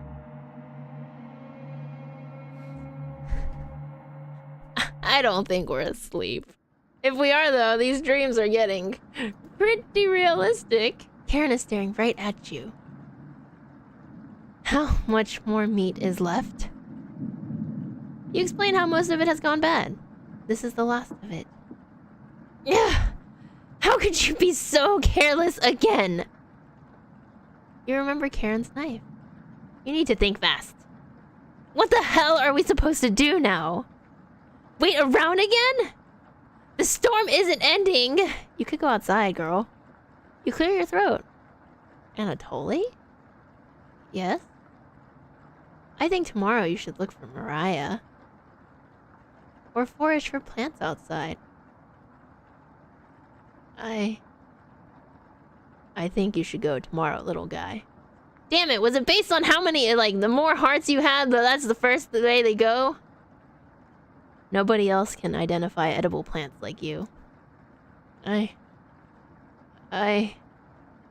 Please, Anatoly. You can swim back after a few hours. Gregor is right, Anatoly. Maybe you'll find Mariah out there. I think Mariah's fine by herself. He still hasn't accepted what happened yet. He doesn't need anyone's help. But we need your help, Anatoly. You could say that you're lending us a hand. Ha ha ha ha. No, I'm not talking figuratively. That's right, Anatoly. Please, help us. Let me sleep on it. Okay? No problem, little guy.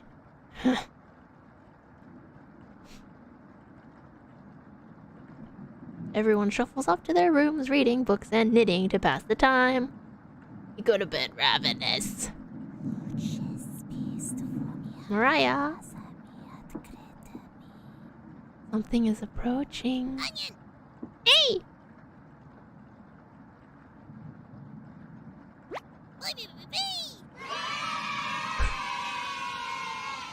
Hey, Onion.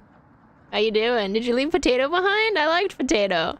Don't be a crybaby, it's just me! Onion! Not going to be very sweet today. I'm worried about Anatoly. He's going to cave to peer pressure! Can you stop him from leaving the cabin? You don't answer, Onion. Please? Don't you trust me? You shake your head. Got a fun factoid for you. Did you know that leaving out an unpeeled onion in your room absorbs bacteria? It will help prevent colds and ward off viruses. Onion! That was a lie! The fun factoid of that myth? People actually believed it in the 1500s. How embarrassing. Who would believe that? There was even a doctor in 1919 who caused a surge of people believing it. Anyways.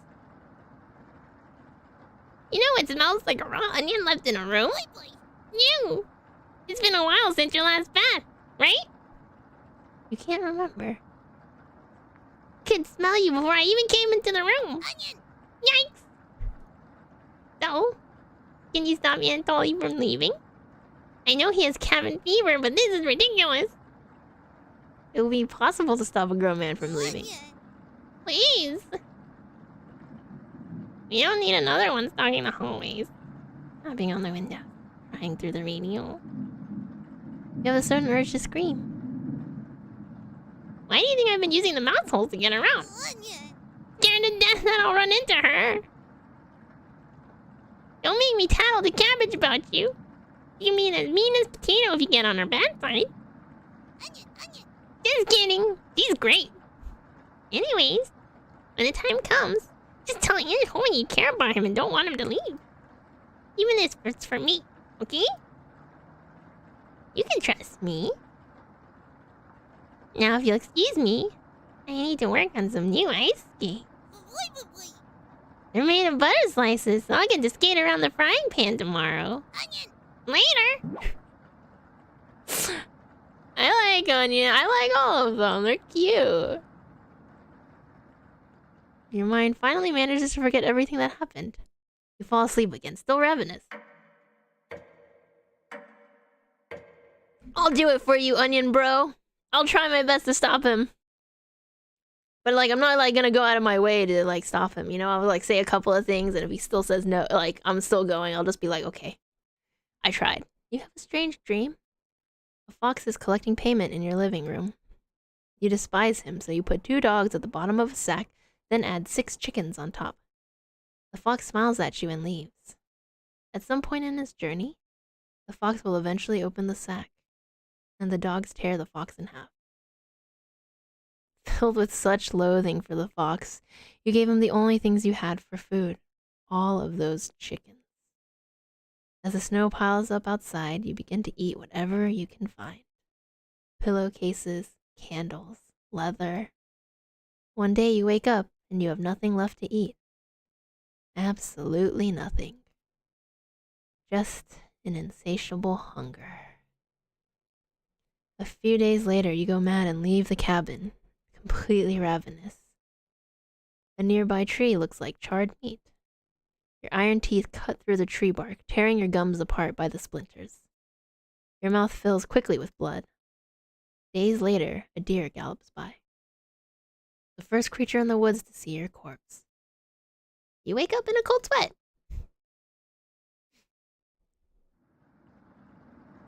Something smells terrible in the living room. Someone puked in a corner. You wipe it up with a rag to save them the embarrassment. I don't...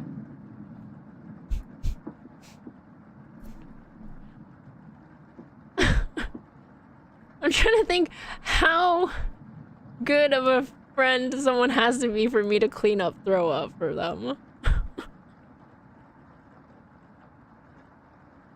Huh. Good morning. I don't even like cleaning up hairballs. Good morning, little guy. Well, Anatoly, what's your decision?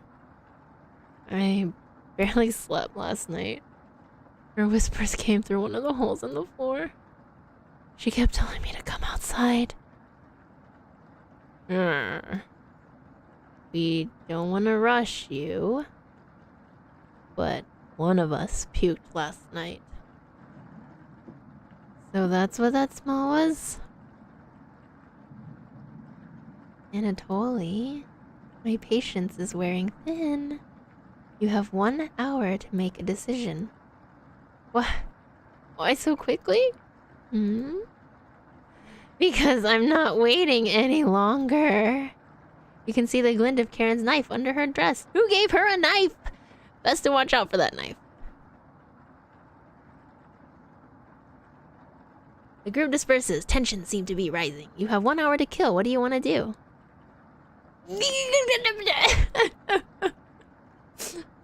I really want to talk to the Chompettes, but if I'm trying to get Onion, if I want to do Onion's thing, I should probably talk to what's his name, right?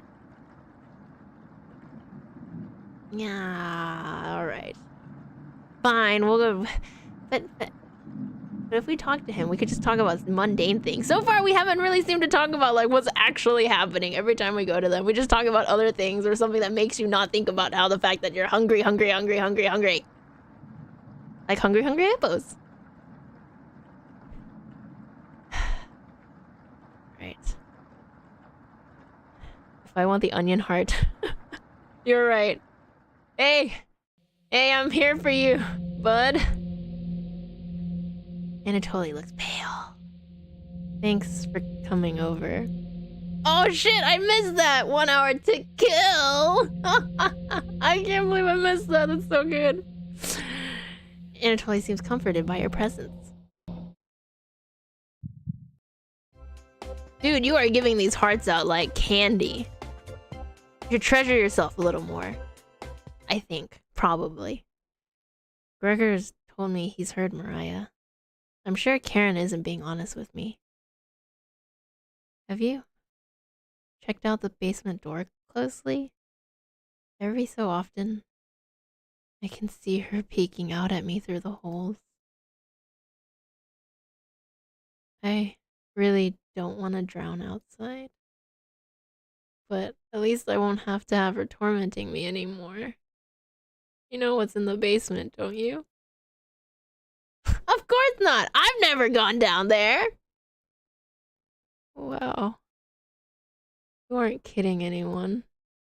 You're just lying to yourself. Please get away from me. You obliged! It looks like I actually remember that. You call everyone together for a meeting. Hey, I don't know what's in the basement. We didn't go down because we were all like, oh no, it's the basement. It's too spooky for me. Before, you know, everyone got all like, hungry for meat. Kind of thing. Anatoly, you okay, little guy? Anatoly looks pale, like he's going to pass out. Anatoly, have you made a decision? Yes. I'll help you all out. I promise. No! My onion! My onion!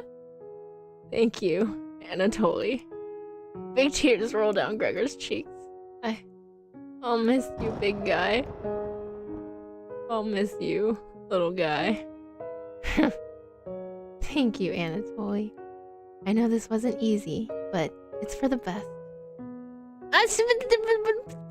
Onion won't love me anymore! No! Onion! Karen? Yes? Gregor looks at you expectantly. Did you want to say anything to Anatoly? You say nothing. Why? Don't you want to? I wanted the onion heart. Come on, you son of a. Goodbye, Anatoly. Goodbye, everyone. Good luck, little guy. Anatoly has left the cabin. Onion. See you soon, little guy. I guess all we can do now is wait. Good night. Karen goes to the bedroom to slip. Gregor. I didn't tell him the truth. Gregor is getting choked up. I didn't tell him. Missing him already. What was the truth? What? Gregor curls up on the couch for the night, turning his back to you. I know all of you are heartbroken and hungry, but you can't just be like, I have this secret, and I'm gonna tell you that I have this secret, but I'm gonna, like, not tell you what the secret is. It's like, what do I have to do? You shut your eyes, quickly falling asleep.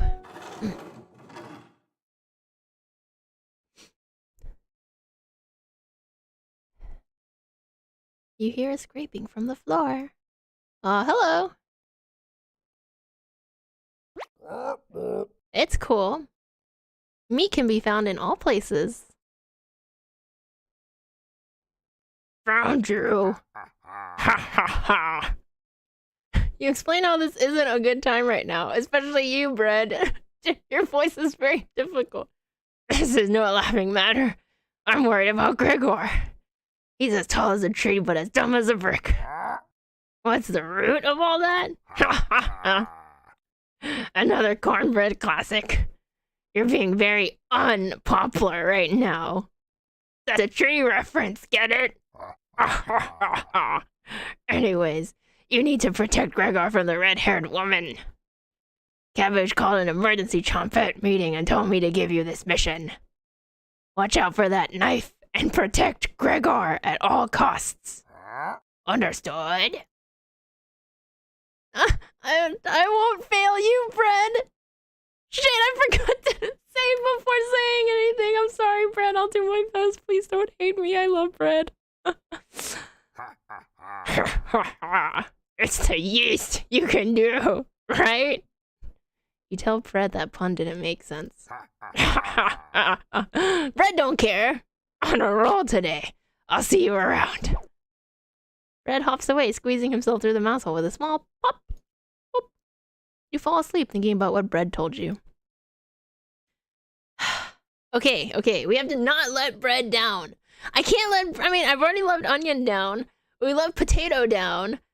I think. Potato was probably trying to warn us. I don't know. We can't let Bread down. You have a strange dream. It's lying on the table in front of you. You take off the glasses first, partially cracked, and set them down next to the workbench. Working the saw, you wrap the cuts in an old newspaper. Some of it gets soggy immediately, so you begin drying the cuts with a towel before wrapping. Much better. You hear something approaching, so you clench a fist and get ready to strike whatever's coming for you. You wake in a cold sweat.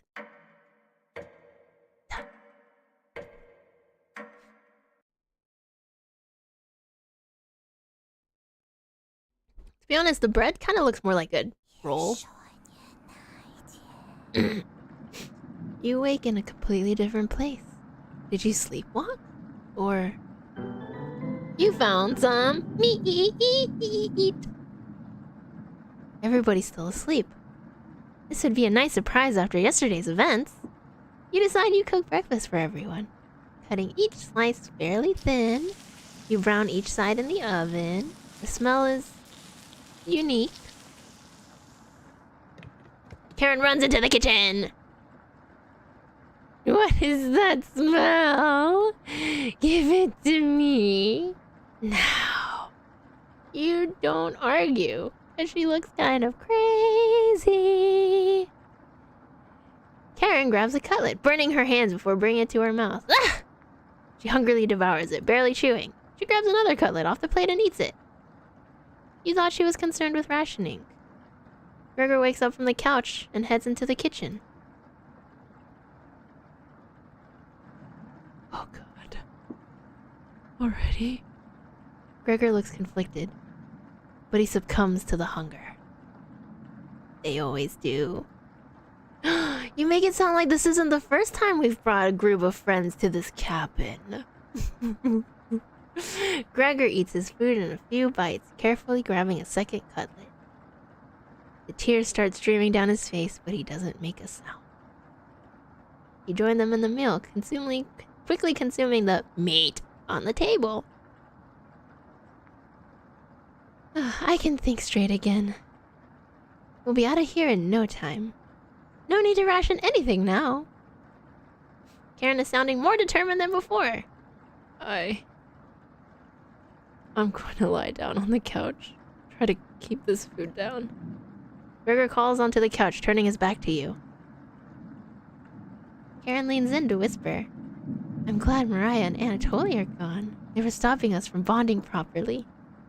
How did you get so good at it? You tell Karen. After one bite, it just made me feel whole again. Even with the nightmares, it's worth it. It took a few nights, but I fought back. Now it's all I can think about. I read the books on necropsy. The text is ancient, but the diagrams are beautifully drawn. Very descriptive. How many years did it take you to perfect the craft? You tell her. Yeah, right.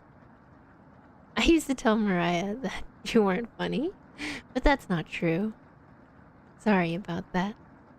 You've grown on me. Karen pauses, deep in thought. You know, Gregor can't swim, right? He'd be the next to leave, but he doesn't stand a chance outside. They always seem to come back, right? In one way or another? Why wait for him to come back? Karen hands you a vial of liquid. I think you know what needs to be done. This is a strong anesthetic. Why the fuck do you have this? Don't ask me how I found it. I want you to slip this into Gregor's mug tonight. This is for the best. He won't feel any pain until he wakes up. All you have to do is stand back and let me work on him. This request is beyond extreme. Will you do this for me? Yeah, why don't you do it yourself? Look, I might be going around chopping up something that provides meat, but I do my own dirty work. I need to psych myself up for what's next. This is my first time and I want it to be perfect. That just gave me extra dialogue. Look, girl, do your own dirty work. I've clearly been doing a lot of it already, so like, I think I deserve a break. No.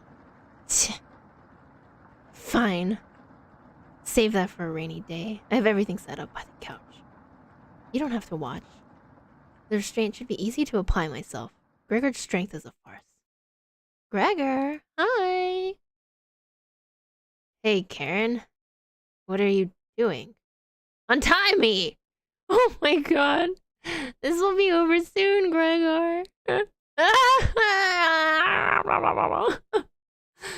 I'm sorry, this is supposed to be like a very like dramatic scene, and I'm just kind of like, I don't know if I can do Gregor's voice yelling. Stop! Stop! Gregor has turned silent. Yo, we didn't even like try for bread. I guess we didn't like bread very much. Sorry, bread. I don't feel as torn up as when I failed onion, but that's probably because you didn't have enough bread jokes. You leave her alone, going into the bedroom and crawling into the bed Anatoly slept in. You fall asleep almost instantly.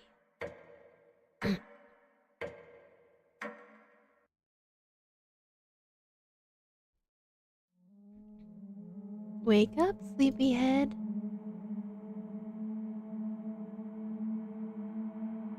There's something like next to your butt, behind your butt. I don't know. You were having a nightmare. Thanks for letting me practice last night. I think I did a good job. Made us all some breakfast this morning to celebrate.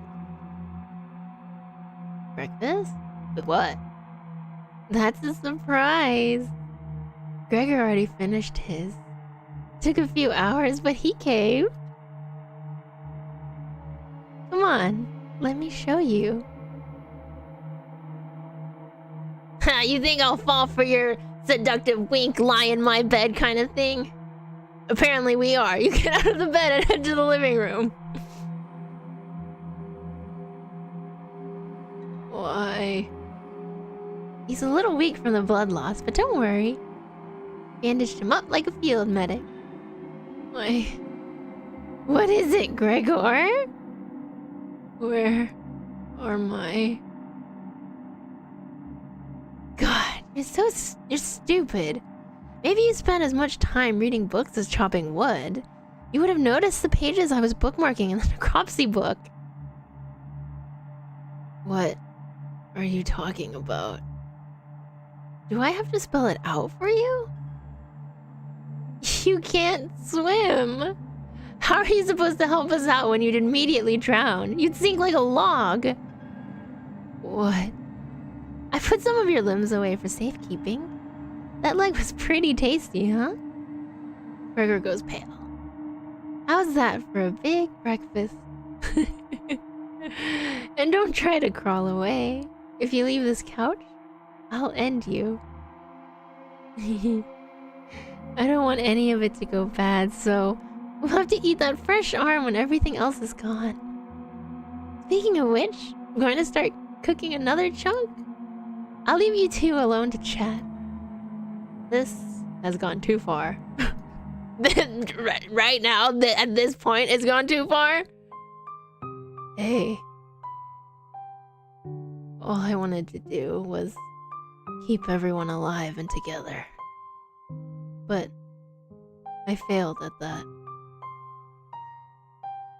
Are you disappointed in me? No. I've disappointed Onion though. Thank you. That means a lot to me.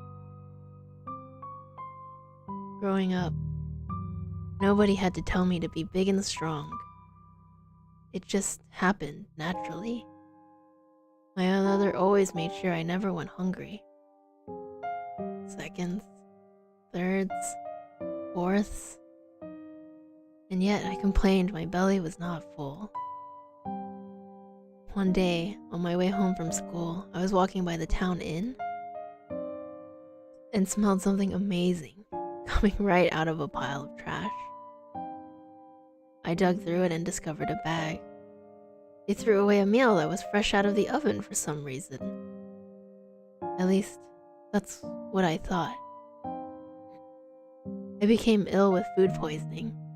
I hugged the toilet and cried for hours. My mother rubbed my back and eventually carried me to bed. I learned nothing from that experience. Like everywhere else, I was just here for the food. I'll never get this foul taste out of my mouth. She's going to keep eating me.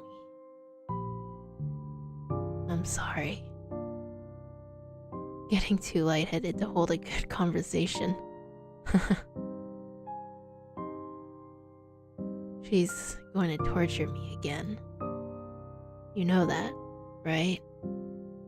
You nod. Gregor goes a little more pale. Can you cover me with a blanket? I've never been this cold. This cabin, it chills me to the bones. Or what's left of them.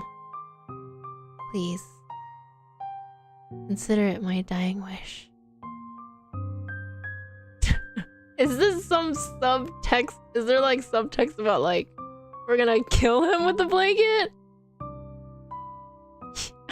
Yeah, I got you. No subtext about, okay, cool. Thank you. Much warmer now. Watch out for that knife, okay? Gregor begins to look at Peace.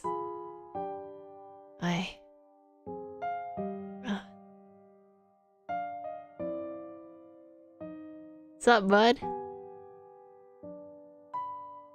You watch the loss of Gregor's air escape his lungs.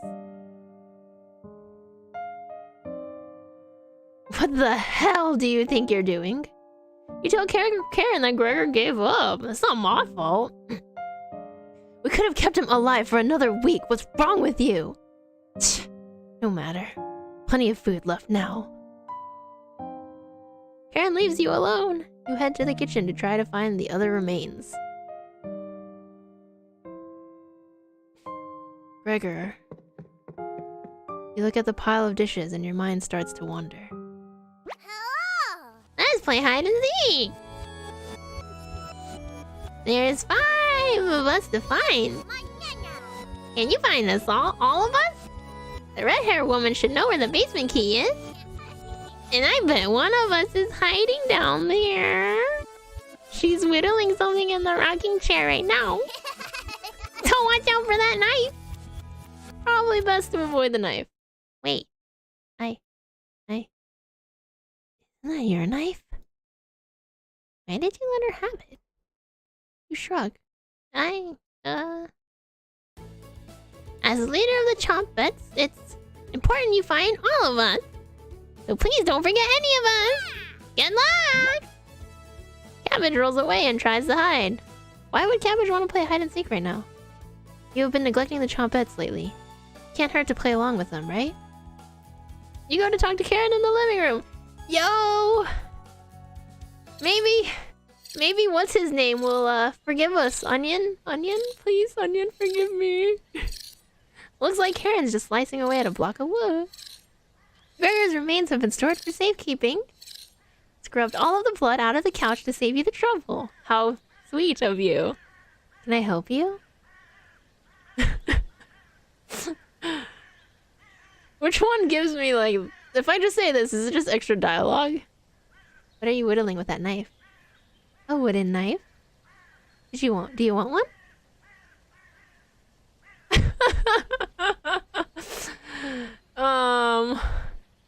Let's see. If she gives me a wooden knife and then I manage to get my knife back, I could have dual knives. I could dual wield knives. Yes. Give me 5 weeks. I'm behind schedule right now and you're wasting my time. Scram. Feel a sense of deja vu. Are you leaving soon? The basement key is probably in the kitchen. Come back if you get lost. You thank Karen and head to the kitchen. Damn you, woman! Thankfully, there's not too many places for Cabbage to hide. Where do you want to check first? Maybe he's behind the woodpile. The dust is pretty thick back here too. Cobwebs, rat droppings, and dust. This should really be cleaned. More empty cupboards. These would have been great places to store spare meat. More cupboards! You completely missed underneath the sink. On the left side, the letter L is engraved. Who wrote this? Are there more cupboards? Nope. Yep, still filthy back there. You definitely aren't cleaning anything up back there. You need to find Cabbage. You hear some rustling around. Found her! She always picks the same hiding spot. Cabbage! Ah, you found me! See? He just said she always picks the same hiding spot, implying that this has happened before. Well done! As leader of the Chompets, getting through mouse holes is a chore. Cabbage. Can't find any Chompets to push me through. So I guess you'll have to help me out. Cabbage has joined the party. 4 Chompets to go. What do you mean you don't want to play hide and seek anymore? After everyone that you know has died a mysterious death, and everyone keeps talking about this weird meat that we're eating. You mean you don't want to play hide and seek anymore? What? That's silly. What's next, Cabbage? Glad you asked. Keep it up. You'll be a member of the Chompets in no time. You asked Cabbage about the basement key. Did you forget again? It's right in that nasty oven. There's nothing but a big pile of ashes in the oven. You found the basement key. There it is. That's the room where we found Potato. Check behind the cauldron for the other one. You got the basement entrance key. There's two keys. Let's go find Onion. He's hiding in the bedroom. She's making hide and seek far too easy. Chompets! Find Onion. Have a trust down the hallway. Can't hurt to find Onion, right? Onion, I'm coming for ya. Oh, he didn't even bother. Okay, found him. Don't be a crybaby, it's just me. Onion. Today, I'm sweet as a sugar cane. Honest. Wow, your breath stinks. Drenched head to toe in sweat too. I can smell you coming a mile away. Gross. Are you scared of the red-haired woman or something? You tell Onion the truth. Whoa! Sounds like I missed some messed up stuff. You get a pass. I'm sorry to hear about Mariah and Tolly and Gregor. But yikes! That's 3 people gone in less than a month. Not as bad as 5 people in one night, though, right? Oh, are you our previous friends? Are you my previous friends? I'd probably lose my lunch if I had to see that again. He says it again. Anyways, didn't mean to be rude. I got your back. Onion doesn't seem to care at all. Onion has joined the party. Glad to have you join us, Onion. No problem. There's nothing else to do today. That's not true. I heard Bread making noise in the living room. You know how loud he can get. Cabbage. Bread? The one and only. Chompets! Let's move out. The party is quickly expanding. 3 Chompets left. Oh god. You're getting a terrible headache. And your face is feeling numb. And your legs aren't moving. Oh well. You do some timed breathing exercises for a few minutes. That seemed to help. You suddenly feel a second wind coming on. Time to get that bread. You proudly strut up to the living room, happy to be alive. Hey, Bread. Bread. You hear Bread come out of the mouse hole. He's taking his sweet time. Found me. Everyone's secretly favorite trumpet, Bread. Don't you wolf me. Ha ha ha ha. My cousin Cornbread taught me that one. He has hundreds, no thousands of terrible puns. He's my role model. So, what do you need? You tell Bread about gathering the trumpets together. That's a pretty crummy idea. Remember what happened last time? With Potato? I mean, we all chose to be in that jar, but this? You're going against the whole grain here. Do you really think we want to go back downstairs? Cabbage. Bread, we need your help finding Potato. Onion. Missed you, big guy. Come out. I would never let the Chompets down. No need to pass my culinary cuisine. I'm coming with you. Bread has joined the party. That's great, Bread. Good to have you on board, Bread. Of course. Wait. Are you drooling? All 3 Chompets are staring at you. Are you thinking of eating us? You accidentally lick your lips. Cabbage! Snap out of it!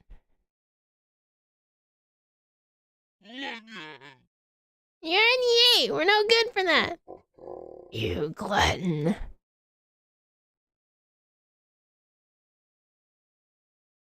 Did they pass out? Holy cow, get them up! So happy! You stumble to your feet. Let's, go find Raspberry and never speak of this again. I think I over by the basement door. Perfect! Jump in! Oh, see out! You have 3 trumpets in your party. 2 more to go. Your head feels like it's going to crack open.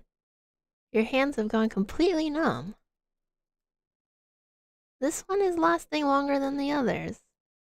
You focus on wiggling your toes for a minute. You didn't pass out cold on the floor. Hooray! 2 more to go. I guess that's a good, good thing, achievement. You go check the basement door. Hey! Hello. We were cooking. Right now we're not cooking. But earlier, we were cooking lots. Where is she? You feel a chill run up your spine. Goosebumps are all over your body. She's here. The birds outside turn silent. You could hear a pin drop. You can almost hear her breathing. You feel the sudden urge to scream. You can't sneak up on me. Don't ever try that again. Surprise! Found you, Raspberry! Oh, wow, it's very nice to see you, Captain. We wouldn't leave you behind, Raspberry. Onions? Is it supposed to be like, maybe like each one of them is represents a person? We need your help finding Potato. Our combined top-end detective skills say he's in the basement. Oh yeah? Let's find Potato and get out of here. Raspberry has joined the party. 1 more to go. Don't worry, the basement is already unlocked. Oh crap, the redhead woman's coming over here. Stop it! Let's hide out! All 4 Chompets quickly escape. You pretend to be studying the basement door. You hear Karen creeping up behind you. What you want? Found you. You can see the knife out of the corner of Karen's dress. I don't know if I can wait any longer. Show me where you keep hiding the meat. Let's tear them apart, piece by piece. Just like Gregor. Karen looks like she's ready to bury the knife into you. That's rude. That's my own knife. Maybe make your own. Or get your own. Well, yeah, there's 4 friends, and then there's you, so that's 5, and there are 5 Chompets. What do you do? Did you see that? I'm not gonna tell her about the Chompets. They're my only friends. I also can't betray Onion again. How about we just push her into the basement? So that's why it's locked. Open it. I have to see the room. You unlock the basement door. Thank you. I'll bring up some cutlets and we'll have a great dinner. Okay? See you soon. Karen descends the staircase into darkness. You lock the basement door, but I left Potato down there. Did you? Did you just lock the door? You block out the screams of rage and bargaining. Given enough time, they will end. You crawl into bed and go to sleep. I don't know, that door is pretty flimsy looking. I feel like someone like Karen could be able to like just bust through it.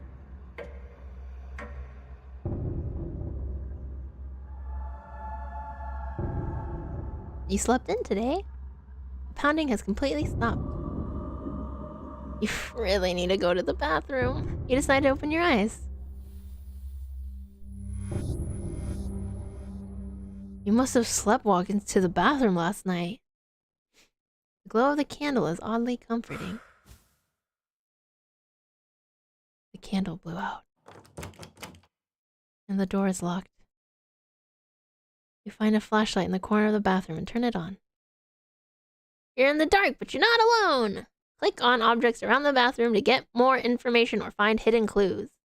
If you're stuck, just wait a little bit to see a glint of objects to inspect around the bathroom. Just move around your cursor to search the room. But... Cabbage! Let's go... Oh! Not you, Cabbage. We still haven't found Potato. I really liked Potato. Hello? Are you locked in the bathroom again? You tell her about the candle being blown out. Yeah. Maybe you just need to try wiggling it a little bit. You unlock the bathroom door.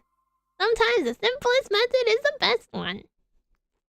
Now, if you'll excuse me, need to conduct the next secret trumpet meeting. Later! You quickly make your escape. But there could have been something else in there. Well, getting locked in the bathroom is enough excitement for one day. You get under the covers and quickly fall asleep.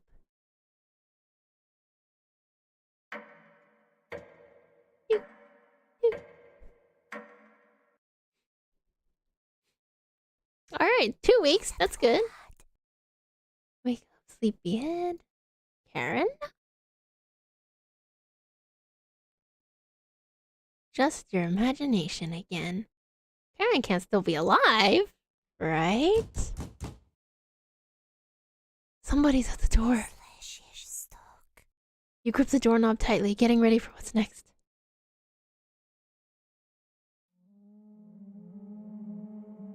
That can't be the real Gregor.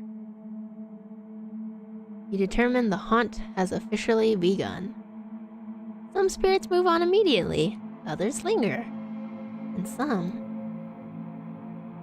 stop at nothing to give you a heart attack, or get you to fall down a flight of stairs, or cause you to wander into an early demise.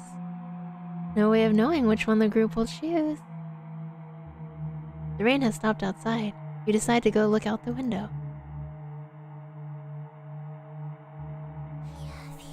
Hey! The floodwaters are completely gone. Karen would appreciate the good news, but not after locking her in the basement. No good reason to leave the cabin. Plenty of food here now. You've been so busy, you've forgotten to eat. How silly of us. You head to the kitchen for a snack. Ah, my good old kitchen. Karen's hiding spot was too obvious. You take a few bites of meat. You lost more. I don't think I had any, though. Not fresh enough. Oh well.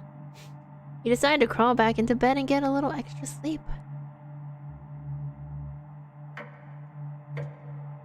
That's a lot of days. What about Potato?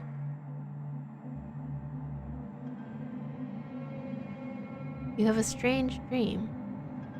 Clouds have parted, the rain has gone away. You wake in a cold sweat. Is this another trick? Or... Good morning? She's still sticking around. You head to the kitchen to get breakfast. Hear this nice, peaceful music. I see even though we've been here for 3,000 days, we still haven't cleaned up. We are such a dirty person. Your food is gone. That noise was coming from the living room. Anatoly? Nobody's here. Some deep scratches are dug into the wood by the couch. Something is approaching. What's making that noise? It sounded like it was coming from the basement door. You go over to investigate. Is it Potato? Potato, potato, potato, potato, potato. A cold wind is blowing through the hole in the door. You get goosebumps all over your arms. Is this... You wake in a cold sweat.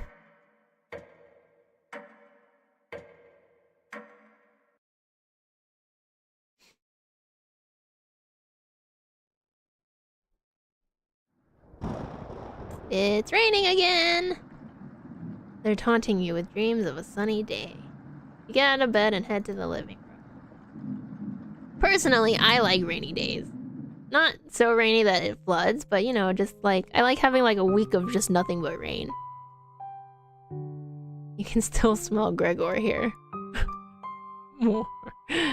Should you have intervened with Karen? It probably wouldn't have changed the outcome.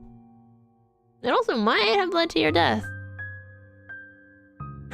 I love how little we seem to care. We're just like, whatever. The couch is still comfortable, even after Gregor imprinted on it. You decide to take a nap, which quickly turns into a sleep.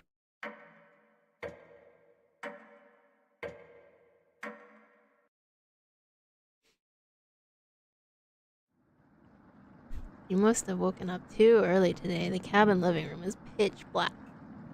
Pick up a flashlight nearby to explore the darkness. Hey! And a toy?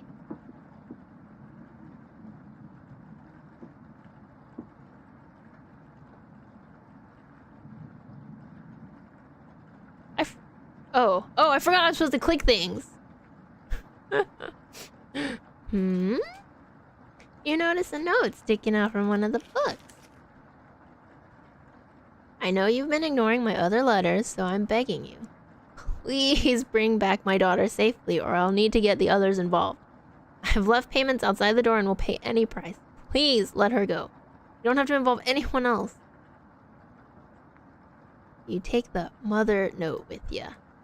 You decide to lay back down on the couch, but this thingy for the rest of your sleeps. We sure are sleeping a lot. I mean, I know it's because we haven't eaten, so we probably don't have much energy, but sleep still. You slept walk again. You can hear Potato mumbling in the drawer. Potato. Hi, Potato. Oh, it's you again. Tell me, that first week with the red-haired woman and the others, where did you sleep? You think for a minute, but come up with nothing. It's worse than I imagined. If I can be honest, it was truly horrific to witness. Still nothing? You would routinely collapse in the middle of the hallway, sleepwalking into the walls, or worse, going down into the basement. I can't believe you haven't broken your neck on those stairs yet. You seem to survive almost anything. Do I have that right? Must be that addiction to meat. Or something else. Would you share that secret with me? Potato? Are you trying to, like, say we should be in a relationship? Sure. You tell Potato the secret. Wow. Didn't think you'd be foolish enough to tell me. I'm living longer than expected already, but this is good information to take with me. Thank you. Is that the right thing to tell Potato? It's a delight to watch you fall apart. What does the red-haired woman have in store for you? I haven't thought about Karen in a while. How many days has she been down there? She's only been down there for like a day or two. You do realize she's probably been feasting on the three? She'll be much stronger than the last time you saw her. Go downstairs.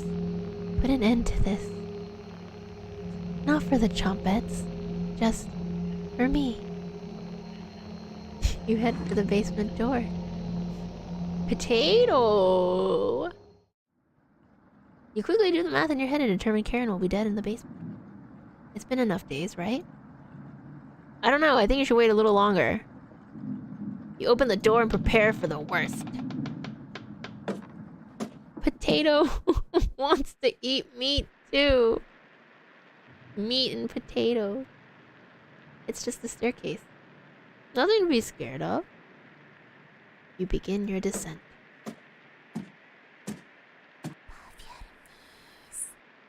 Something is approaching.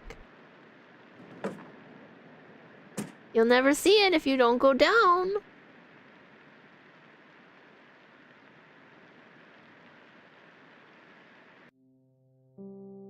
You hear me?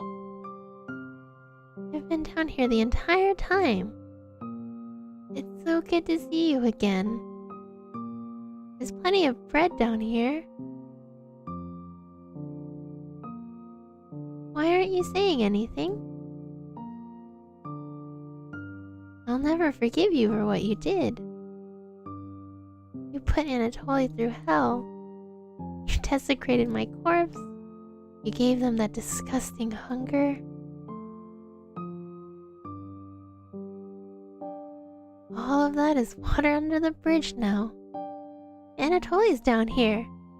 Come have some bread with us. They always try things like this. Their anger, concentrated near their grave, leads to tricks and traps. I know there's no bread down there, only potato. You're not falling for this one. Why aren't you listening to me? There's bread down here, loaves of it. Fine. I won't stop you from finding the others down here. One piece of advice? Beware of Karen. She is ill beyond repair. Gregor will try to talk you out of reaching the room. Anatoly will try to talk you into leaving the cabin. And Karen will rip the flesh from your bones. We'll talk again. You feel Mariah leaving the staircase. You go deeper into the abyss. The walls. Down here, they're dirt and soot. Something is approaching.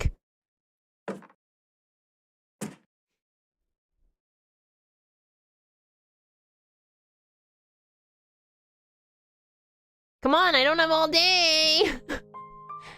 I'm glad I found you. The rain outside has stopped. Did you hear that knocking?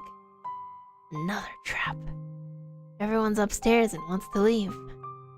Mariah was worried sick about you. You told Gregor about speaking with Mariah. Damn. Guess I can't lie to you, huh? You just stood there while Karen took my limbs, doing nothing.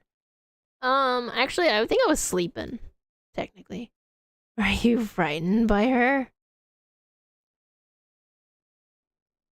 If you won't come upstairs with me, please turn on the light when you reach the room. I want to see the look on your face when that light bulb turns on.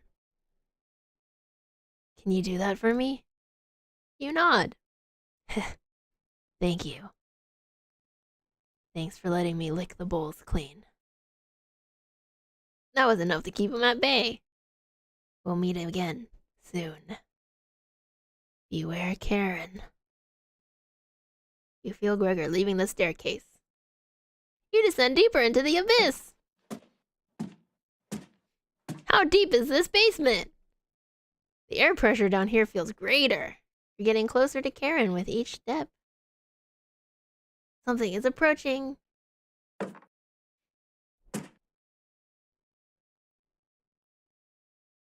Potato?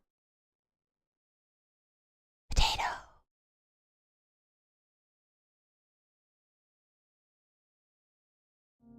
Nope. Oh. Thought you'd still be fending off that glutton Gregor right now. You tell Anatoly about meeting with Gregor. Oh. I was going to try to see if you wanted to pick onions with me. You shake your head. Guess there's no fooling you, huh? You survived this long, and now you'll need to fend off Karen. I can't tell if I'd rather have you or her sticking around down here. You ask Anatoly where Karen is. Oh, she's just below us, waiting to devour you. Karen's been practicing on her butchering again. Maybe she'll start with your arms? Down here, the whispers have told me about you. I can't even believe some of the things you've done. Worse than any war crime. So many whispers about those sorts of things. So many whispers down here. It ends at the bottom. Karen might be alive down here. But you won't be. See you again soon. You feel Anatoly leaving the staircase. Okay. See ya. You grit your teeth and keep going. Your feet finally hit solid ground in the basement. Hello? Something doesn't feel right. You feel around the wall blindly and locate the light switch. Hello! Hello! You've come so far. I'm proud of you. Cabbage! Cabbage! As leader of the Trumpets, I wanted to let you know we have your back. No matter what happens down here, just call out to us and we'll be there. Including Potato. Boy! On it. Boy! Wouldn't let you die down here. When you least expect it, we'll roll with you. Ha ha ha. You can't sneak up on me. But sneaking up on you? Extremely easy. Is it like, this is Karen? This is maybe Anatoly because he wanted us to save him? This is Mariah and this is Gregor? Or some order of that, right? Are you deaf? Raspberry? Now it's pretty cruel, even for me. Your ears have so much dirt in them, they could probably grow potatoes.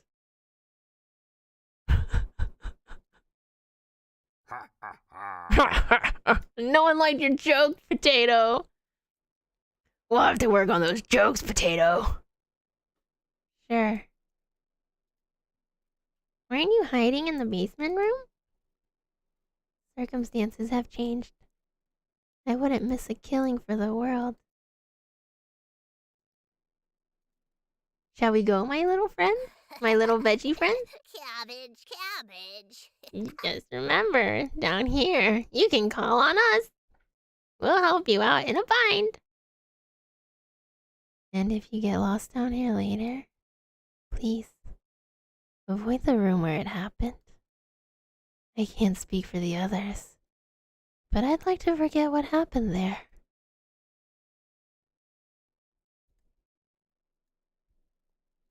I don't think we'll ever forget that, Potato. But thank you for coming along with us. Boy, boy! I wouldn't call it a change of heart, because you never really had one, Potato. You should have rotted down here, but I'm glad you're here to help. Wish I had a joke here. Oh, wait. But what you did was no joking matter. That's enough.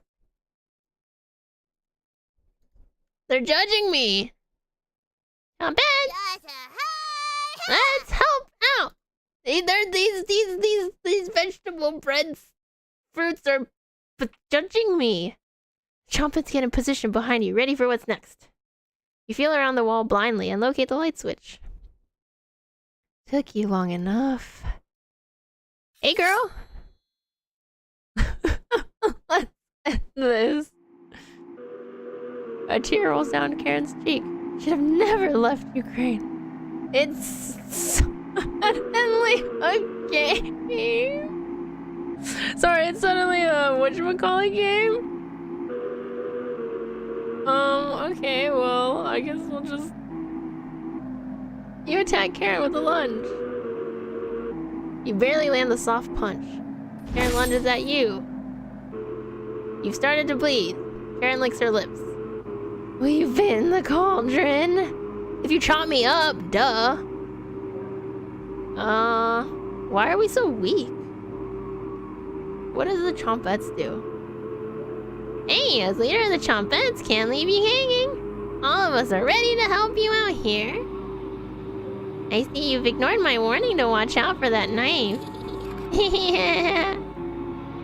Please survive this fight. We want to play hide and seek again. Not bad. Help out! Cabbage has filled you with hope. This was an ideal time to talk to the Chompettes. Karen looks confused though. Looks like Karen is plotting her next attack. Should I just keep stalling the Chompettes? Maybe we can throw a potato at her. Hey, it's me! Onion! No crying down here, okay? Let me look at those wounds. Blood! Rose! Your eyes begin to water. When did I tell you about crying? You got this, Kip? Good luck! Onion's words make you feel a little better. But only a little bit. You gained 5 health. Karen is mumbling to herself. Karen catches her breath. Should have kept the door locked. I don't understand. If I just... Okay. Yo, potato? I have no idea what this is. I don't really care who dies down here. You're both pretty awful. Good luck. Potato's words cut pretty deep. It does make you feel a little better, though. You gain 5 HP. Karen lunges at you. You started to bleed. Are you talking to yourself again? Karen laughs at you. Won't be burying you. Alright, well, whatever, Karen. You try throwing a punch. Karen easily dodges it. It'd be best to watch out for that knife. Okay, well then what if we dodge? The cut is deep. This will need to be treated if you ain't get out of this alive. Karen catches her breath. Should have kept the door locked. Hey, Bread. I'm secretly everyone's favorite Chompette. But I owe all of this to my cousin Cornbread. Razel. You point out that Razel was one of Onion's relatives. Oh. It's getting harder and harder to recall any long-term memories. Is Onion my sibling? You shake your head. Oh. Good luck. Red. You gain 5 HP. Karen lunges at you. You've started to- I've been bleeding! She's studying me. Shouldn't have killed me earlier. No chance of that now. I mean... Yeah, I seem like super weak, so I guess I'll just keep talking to the Chompettes. Always Mary Raspberry is a lie created by Cabbage. You know me by now, and I've never acted merry. Correct? You nod. Are you going to devour the red-haired woman when you win? Or leave her corpse to stink of the basement? We both know your answer. Let's end this. End this with what? Apparently I can only, like, fucking punch like a baby. You feel a flood of emotions from the Chompettes. Anger, sadness, joy, determination. Your bones feel quicker, like your reflexes are improved. The Chompettes have imbued a second wind inside you. You get ready for Karen's next attack.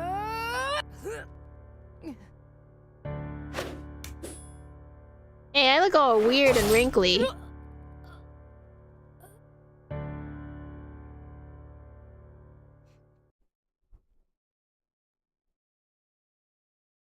I look all wrinkly. Karen quickly stumbles down the hallway, turning left at the end. You're hobbling after her, but the room is pitch black here.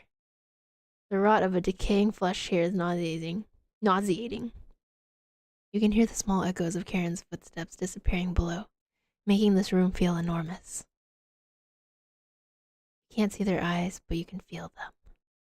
You're being watched. The staircase in the center winds downward, spiraling into the abyss. You're getting lightheaded again.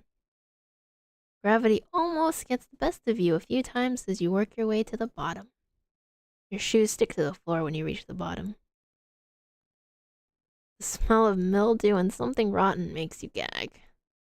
You can barely make out the outlines of door frames in each direction. You head east, opening the door. You feel Karen's presence close by.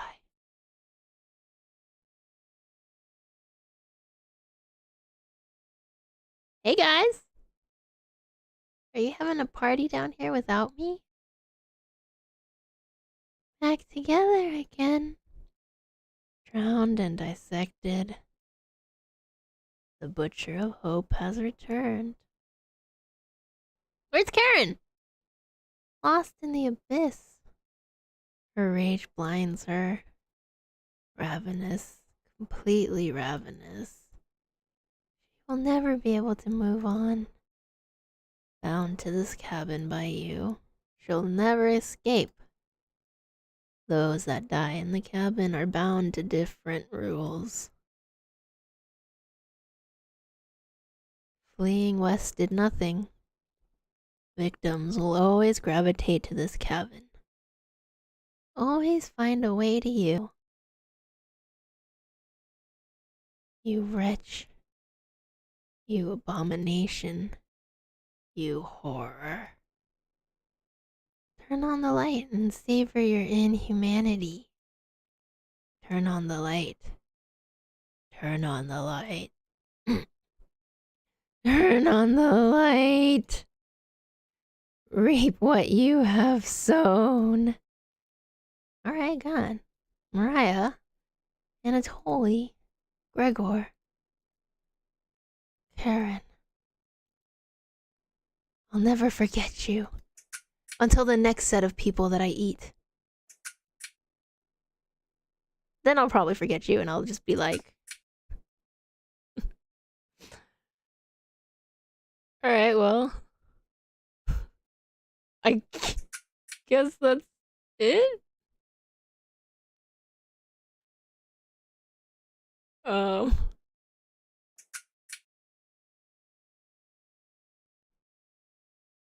You know, what I realized? We didn't find any other whatchamacallit. We didn't find any more... We didn't find any more recipes. We found like I guess like the normal recipe and then the rest we didn't find.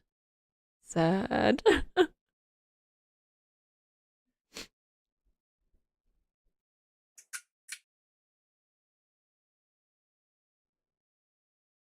So, I guess this is it. It kind of feels like our protagonist is like, I guess the closest thing I can think of is probably like a Wendigo. You know, the whole like, oh, if you eat human meat, you turn into a monster, or Wendigo monster kind of thing. But they keep saying that they left Ukraine, so I'm guessing this is like a Middle Eastern version of it. I don't know what that is. I know some... What's it called? Mythical mythical creatures, but not like a bunch.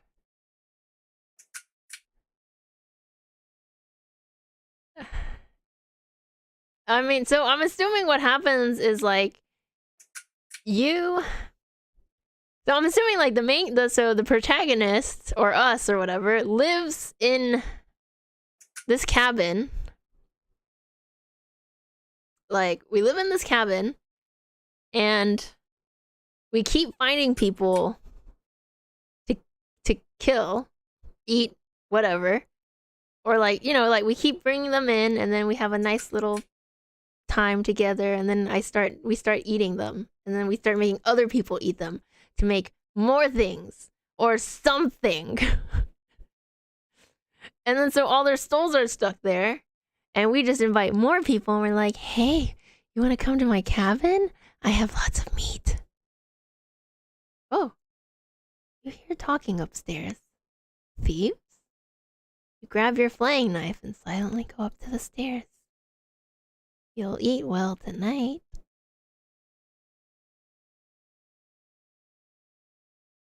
The four look completely shocked at the sight of you. She doesn't look like she has the courage to speak.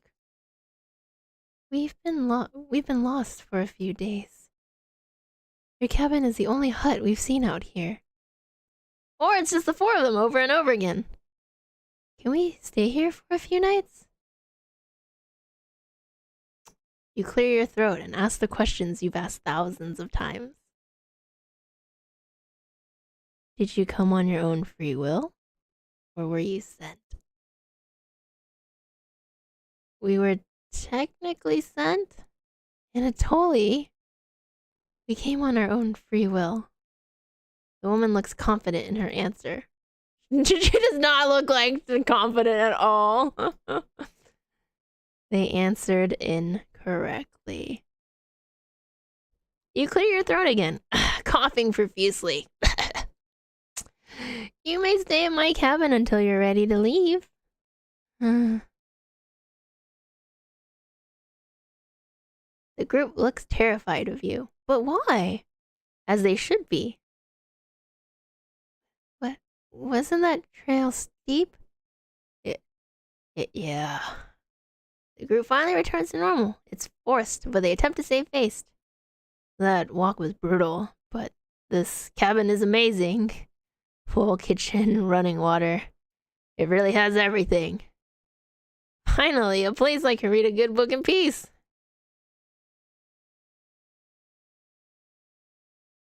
You already know the rest of the story now, right? But what happened the first time? Wrong. Welcome to Nightmare Mode. If you survive, you'll get some additional insight to the world of cooking companions, as well as unlocking new game plus and a Chompets only event. Chompets only event! This mode is mostly just a joke, so don't take it seriously. If you make it to the end, you'll unlock the Chompets Cabin courses, a Chompets only event, free of humans. For the true cooking companions experience, this mode should be played in a pitch black room with headphones. If you still need to max out your relationships, don't worry, you'll get the opportunity to do so in NG Plus, New Game Plus. You should really make a manual save right now. Don't hesitate. Oh, thank you for telling me. Thank you for getting this far. Your bravery is commendable and will be rewarded.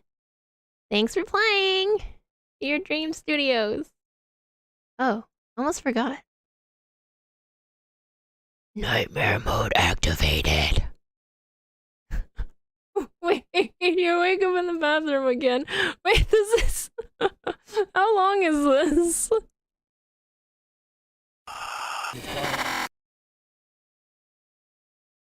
This is my room. Do you see how dark it is?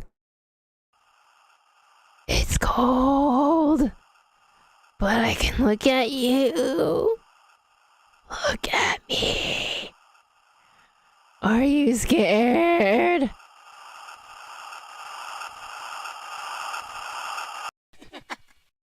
I wanted to play chicken. I'm scared. You wake up in a cold sweat. Man, you wake up a lot in a cold sweat. Maybe you should, like, take a shower. Your surroundings feel completely different. Mariah's presence is enraged. She's beckoning you to follow her. You get up and leave the bedroom, not bathroom. Was it bedroom? Bedroom. It's a beautiful sunny day outside. What a fitting end to such a horrible nightmare. You went to the kitchen for some breakfast. Oh dear, I forgot to clean up last night, it looks like. This will take ages to clean. You take a few bites of meat. You lost more of your humanity. You stare into the ash pile in the oven. Are they still upset? You head back to the bedroom to take a nap. Come on, I mean, I've only eaten you like of several hundreds, possibly thousands of times. Get over it.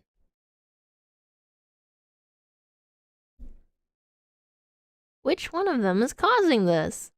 Mariah, stop making my rooms bloody. Anatoly? Gregor? You crawl back into bed and fall asleep. Oh, whoopsies. Sorry. Day question. That's my favorite day. Oh. 6:16. Wake up, sleepyhead. Karen? Didn't I eat you? What are you doing here? Oh, Karen isn't here. Sounds like she's whittling something again. Did she escape the basement? Karen? No reply. You head over to investigate. Oh. Another trick by one of them. Who's still missing? Karen? Someone is tapping on the window.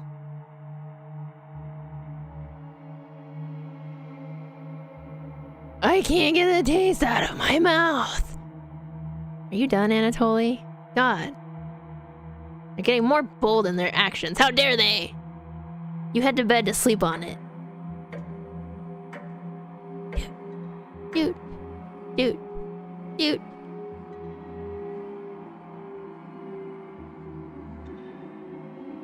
The sheets are drenched in sweat. Dude, do some laundry. You catch something moving out of the corner of your eye. You roll out of bed to see what it is. Feels like 3 a.m. That's amazing if you can tell what time it is. Just by like feeling the day. I think right now, without any sort of visual cue, just be like, oh, right now it feels like 9:52 p.m. Nothing is moving around the bedroom anymore. Thank God. Just your imagination again. You head to the basement door. Is Karen still alive? No, we ate her, remember? A cold wind blows through the crack in the door. Oh dear.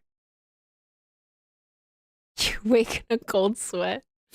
Shit, you're right. Why are we waking up so often in a cold sweat? You wake up on the cold bathroom floor. The door is locked. Did one of them hide the key in here? You silly buns. You can't do that. Where do you want to check first? Actually, no. Sorry. In the mouse hole! Potato? This mouse hole seems perfectly rounded, like someone used sandpaper on the edges. Did the chompettes do this? In the mouse hole! The hole itself is pitch black. Would the flashlight be helpful? It might aggravate whatever horror lies in wait. I don't care, though!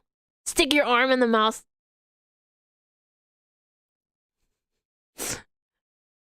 This would normally be a no, but yes. Go for it. You slowly put your entire arm inside the mouse hole and feel around. You feel the chilly presence of something behind you. The key is pushed into your hand. You pull your arm out, lifting up the toilet seat to take a celebratory bathroom break. Your hands are shaking uncontrollably from the whisper. The key has fallen into the toilet. Reach in the filthy toilet to get the key? I mean, might as well. This is the only way to get out of the bathroom. Plunge your hand into the toilet, grasping blindly for the key. Dude, okay, I was gonna assume that it's just like the water is still kind of clear. It must have gone down the pipe. Oh, wow. You really put your hand in a filthy backed up toilet, huh? This seems to be a new low for you. Are you finally going to wash your hands now? The sink isn't working. Oh, wow! Will the bacteria be the thing that does you in? Such a pathetic end for such a terrible life. Ha ha ha!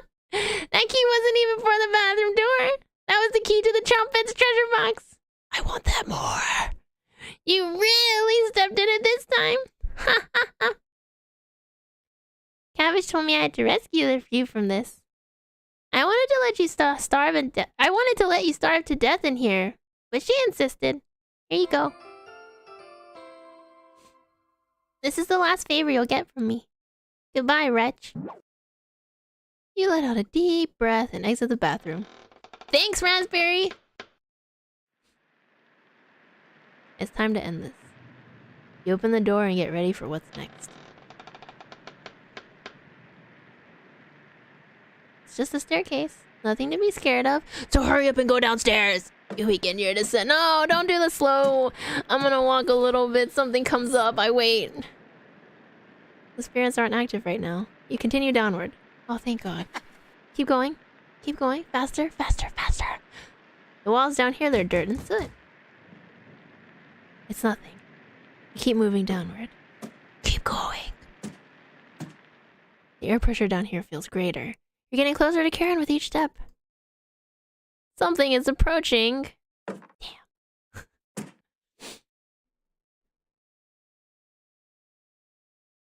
What is it?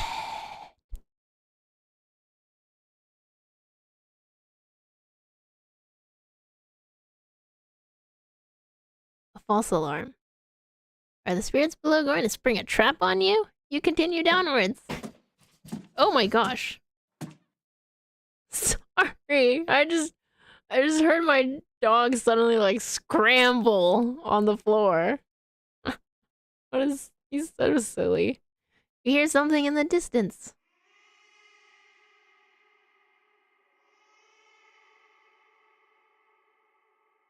Is that an unintended child I hear? I think we have bigger problems than some spirits. Just saying, you know, it's like...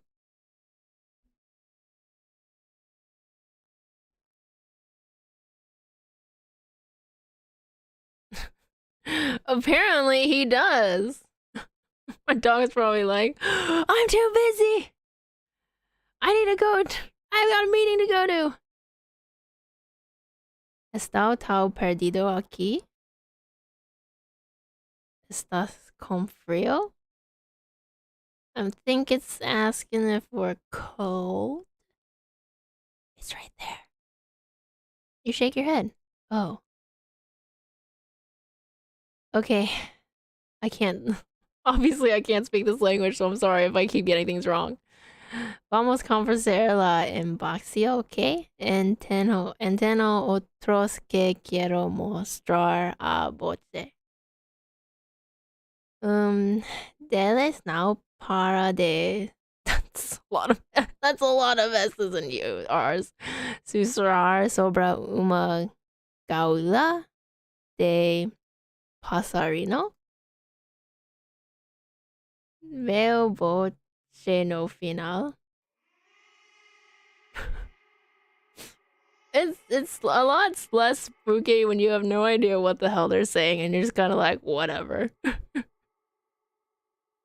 I don't care. You hold your breath and continue downward. I feel like the Chompets were like either the first set of people or maybe like they're like the current set of, what is it, like Karen, Anatoly, Gregor, and Mariah, but like aware, them aware, something is approaching. You're tiny.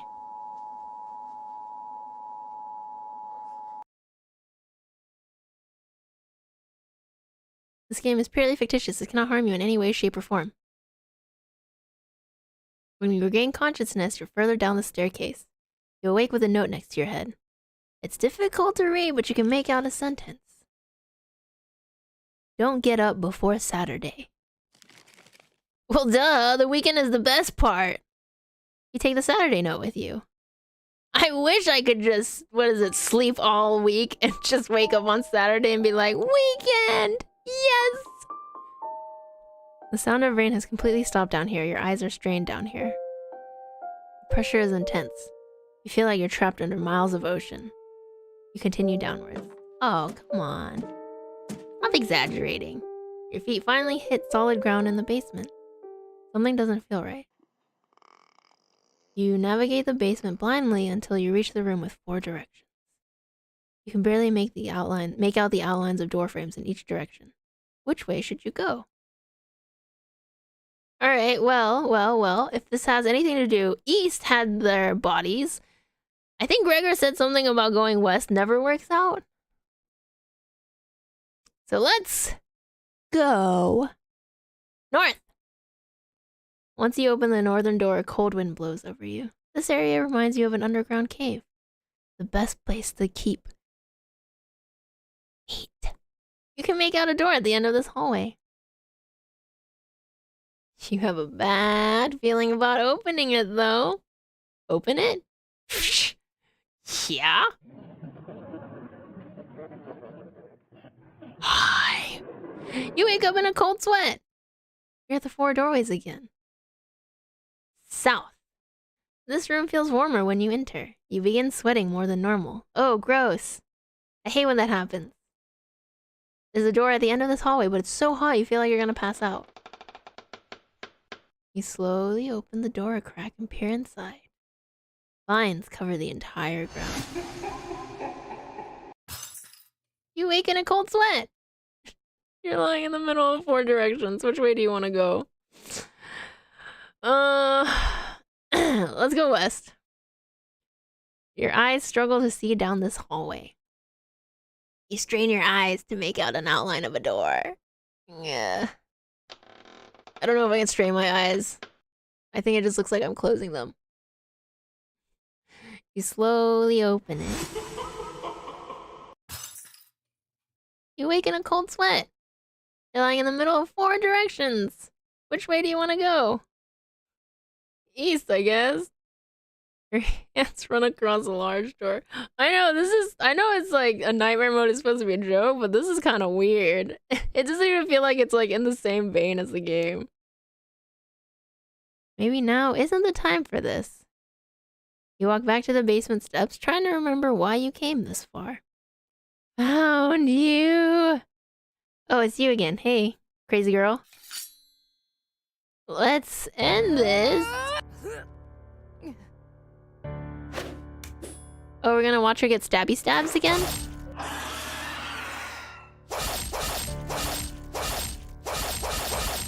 That's right. You gotta confirm, make sure.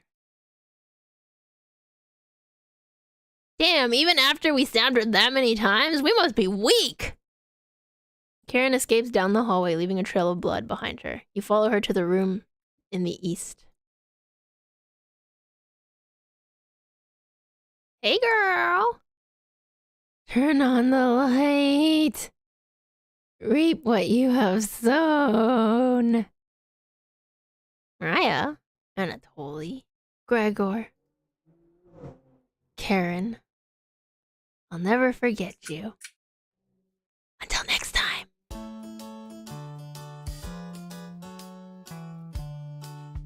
I don't know if I did it right. There's a song. Okay.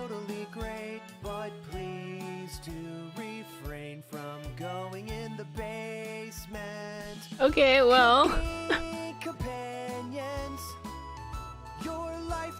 This. I see this. Yeah, this music. All right. Okay, I'm guessing this is. I'm guessing I didn't do it right. Whatever. I'm just gonna pretend like. I'm just gonna pretend like I got everything. Okay. I'm sad I didn't get to get the whatchamacallit, the Chompettes course, where you get to talk to just the Chompettes. No humans to like muss it up. But that's just how it is. I don't know how long this is.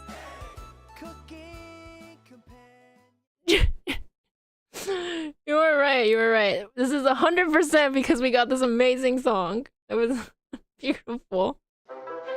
What?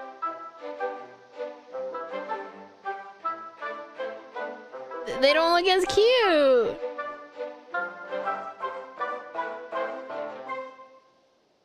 Are we Potato? Because Potato's got the knife. It's... wait, it's still going? How many times? Oh, okay. I'm gonna do this and then I'm gonna end the stream because I was not expecting this to be this long. Hello! Welcome to Chompet's cabin courses! We missed school too much, so we wanted to bring it back. Honest. I'll be playing the role of teacher today. Cabbage. You can call me Miss Cabbage if you like. Never. Let's just roll with it, alright? Haha. Hey. Can't wait to learn some new things today. Me too. Aren't you excited, Potato? I dropped out of grade school so I could work at the butcher. That's extremely depressing. Explains everything so far. I don't know if I can do Fred's voice anymore. Is he quiet because he doesn't want to sound held back? You three are terrible at whispering. Cabbage. They never learn their inside voices, Potato. Ha ha ha. Cabbage looks you right in the eyes. Look at them, Cabbage. There's no dumb questions or wrong answers today. The Trumpet's cabin courses are designed to let you passively learn. You're brain porridge right now, right? These courses will be perfect for that. Cabbage. That's correct, Onion. And the best part? Cabbage. No silly humans to interrupt anything. Finally. You ask about the dead humans. Ghosts aren't real, silly. You ask about... That's enough. Cabbage. No questions about ghosts today. Even for a practicing medium, Stinky. God, Fred is... Okay. Got a cornbread classic for you. What's a ghost's favorite food? Berry. You need to get Brett a joke book. These puns are pathetic. Let the learning begin. You decide to listen to the trumpets, although you have the feeling something else is at play. Cabbage. In the first lesson, let's talk about that nasty oven. One of us is baked into a crust. You threw half of it away without hesitation. Human life is completely disposable to you. That's enough! I seem to have lost my place in the teaching curriculum. Oh, cabbage. Let's talk about the cauldron instead. The first cauldron discovered dates back to the Bronze Age, which took place 3100 BC to 300 BC. You can see a cauldron in the famous artwork, The Garden of Earthly Delights, where a birdman is wearing one like a crown as he eats and poops people down into a hellhole below. Yikes! Wouldn't want to fall into a hellhole. Most of us were placed in this cauldron, stewing for a day straight. The smell was so foul. Clung to all linens in the cabin. Absolutely revolting. Cabbage. Raspberry? Need to speak with you for a minute in private? The two awkwardly leave for the bedroom, slamming the door behind them. You can hear Cabbage chewing out Raspberry. What is another name for Brussels sprouts? Cabbage Patch Kids. Fred, that wasn't even a pun. Or a joke. Boing, boing, boing. It was more like a stalling. Cabbage and Raspberry join the group again. Cabbage. Raspberry, is there something you'd like to say? There is, Cabbage! You've committed crimes against humanity. You're a scourge on this earth, sent to punish us. Cabbage may forgive you, but I never will. Wow, look at the time! Cabbage. This concludes the Trumpet's cabin courses. Did you learn anything this time? Or did you just loaf around? Ha ha ha! Welcome back. Are you remembering it yet? Just join me in the boiling... Oh, that's not bread! Just join me in the boiling water sometime. Really loosens the meat off those old bones. Right in that nasty oven. There's nothing but a big pile of ashes in the oven. Have you seen that knife? Yikes! Big enough to cleave cabbage in two. Still leftovers in here.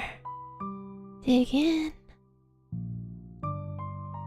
The rules are different for people that die in the cabin. Everyone that does will know the kitchen well. The lucky ones are dead when cooked. The others? The others have told us what you did to them. How many generations died brutally at your hands before you gave up? Was it your arthritis that stopped you? Or did you eventually feel remorse? That's enough! Thanks for playing along today! It was fun to revisit some old topics. Let's sleep on some of this, shall we? We've made your bed. Sweet dreams.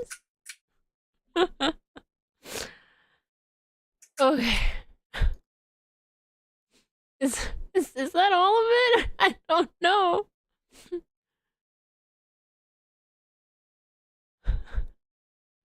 Welcome to New Game Plus. This playthrough will have different dialogue, events, and decisions to make. Anatoly, Gregor, and Karen will start with 3 hearts each. Use this opportunity to max out your relationships. We highly recommend you create a manual save file right now for this shorter playthrough. That sounds really great, and I'll do that. But unfortunately, Mariah will not be available to max. Sorry. Thank you for playing Cooking Companions. We hope you enjoyed the experience. Oh, almost forgot.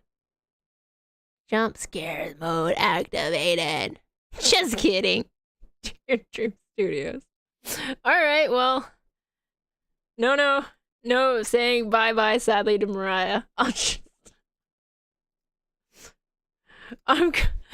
got the Chumpets cabin thing. I'm sure, like, if we play through the new game, there'll be, like, more story, possibly, or, like, more to figure out. But I think I need to take a break. What is it? Man, Bread's voice really kills. So I think we're done here for today. Maybe I'll come back to it. If not, sorry, I ran out of water like halfway through, so I'm like, yeah. I think I'm done for today.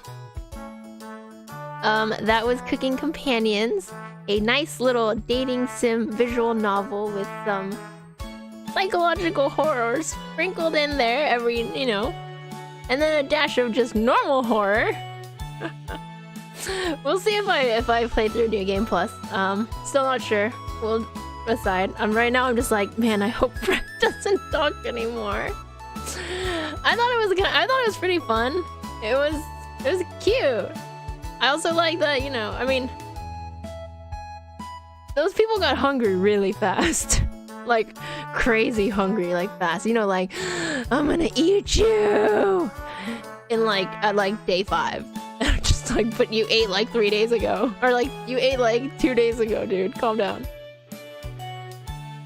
Very, very cool, though. If you don't feel like waiting for me to finish it, or, whatever, you can go buy the game on Steam.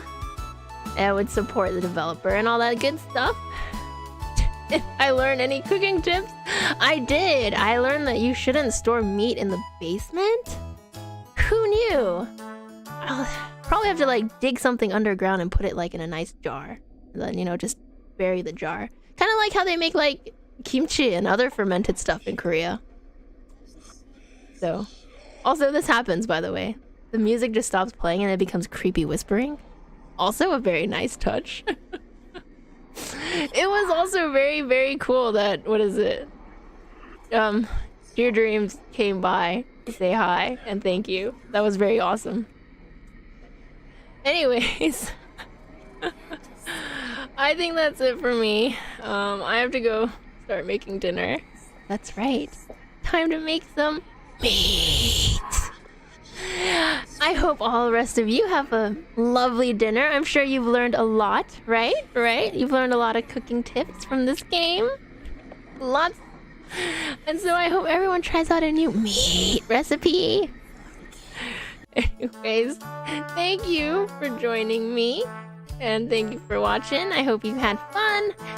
But I think it's time to say bye.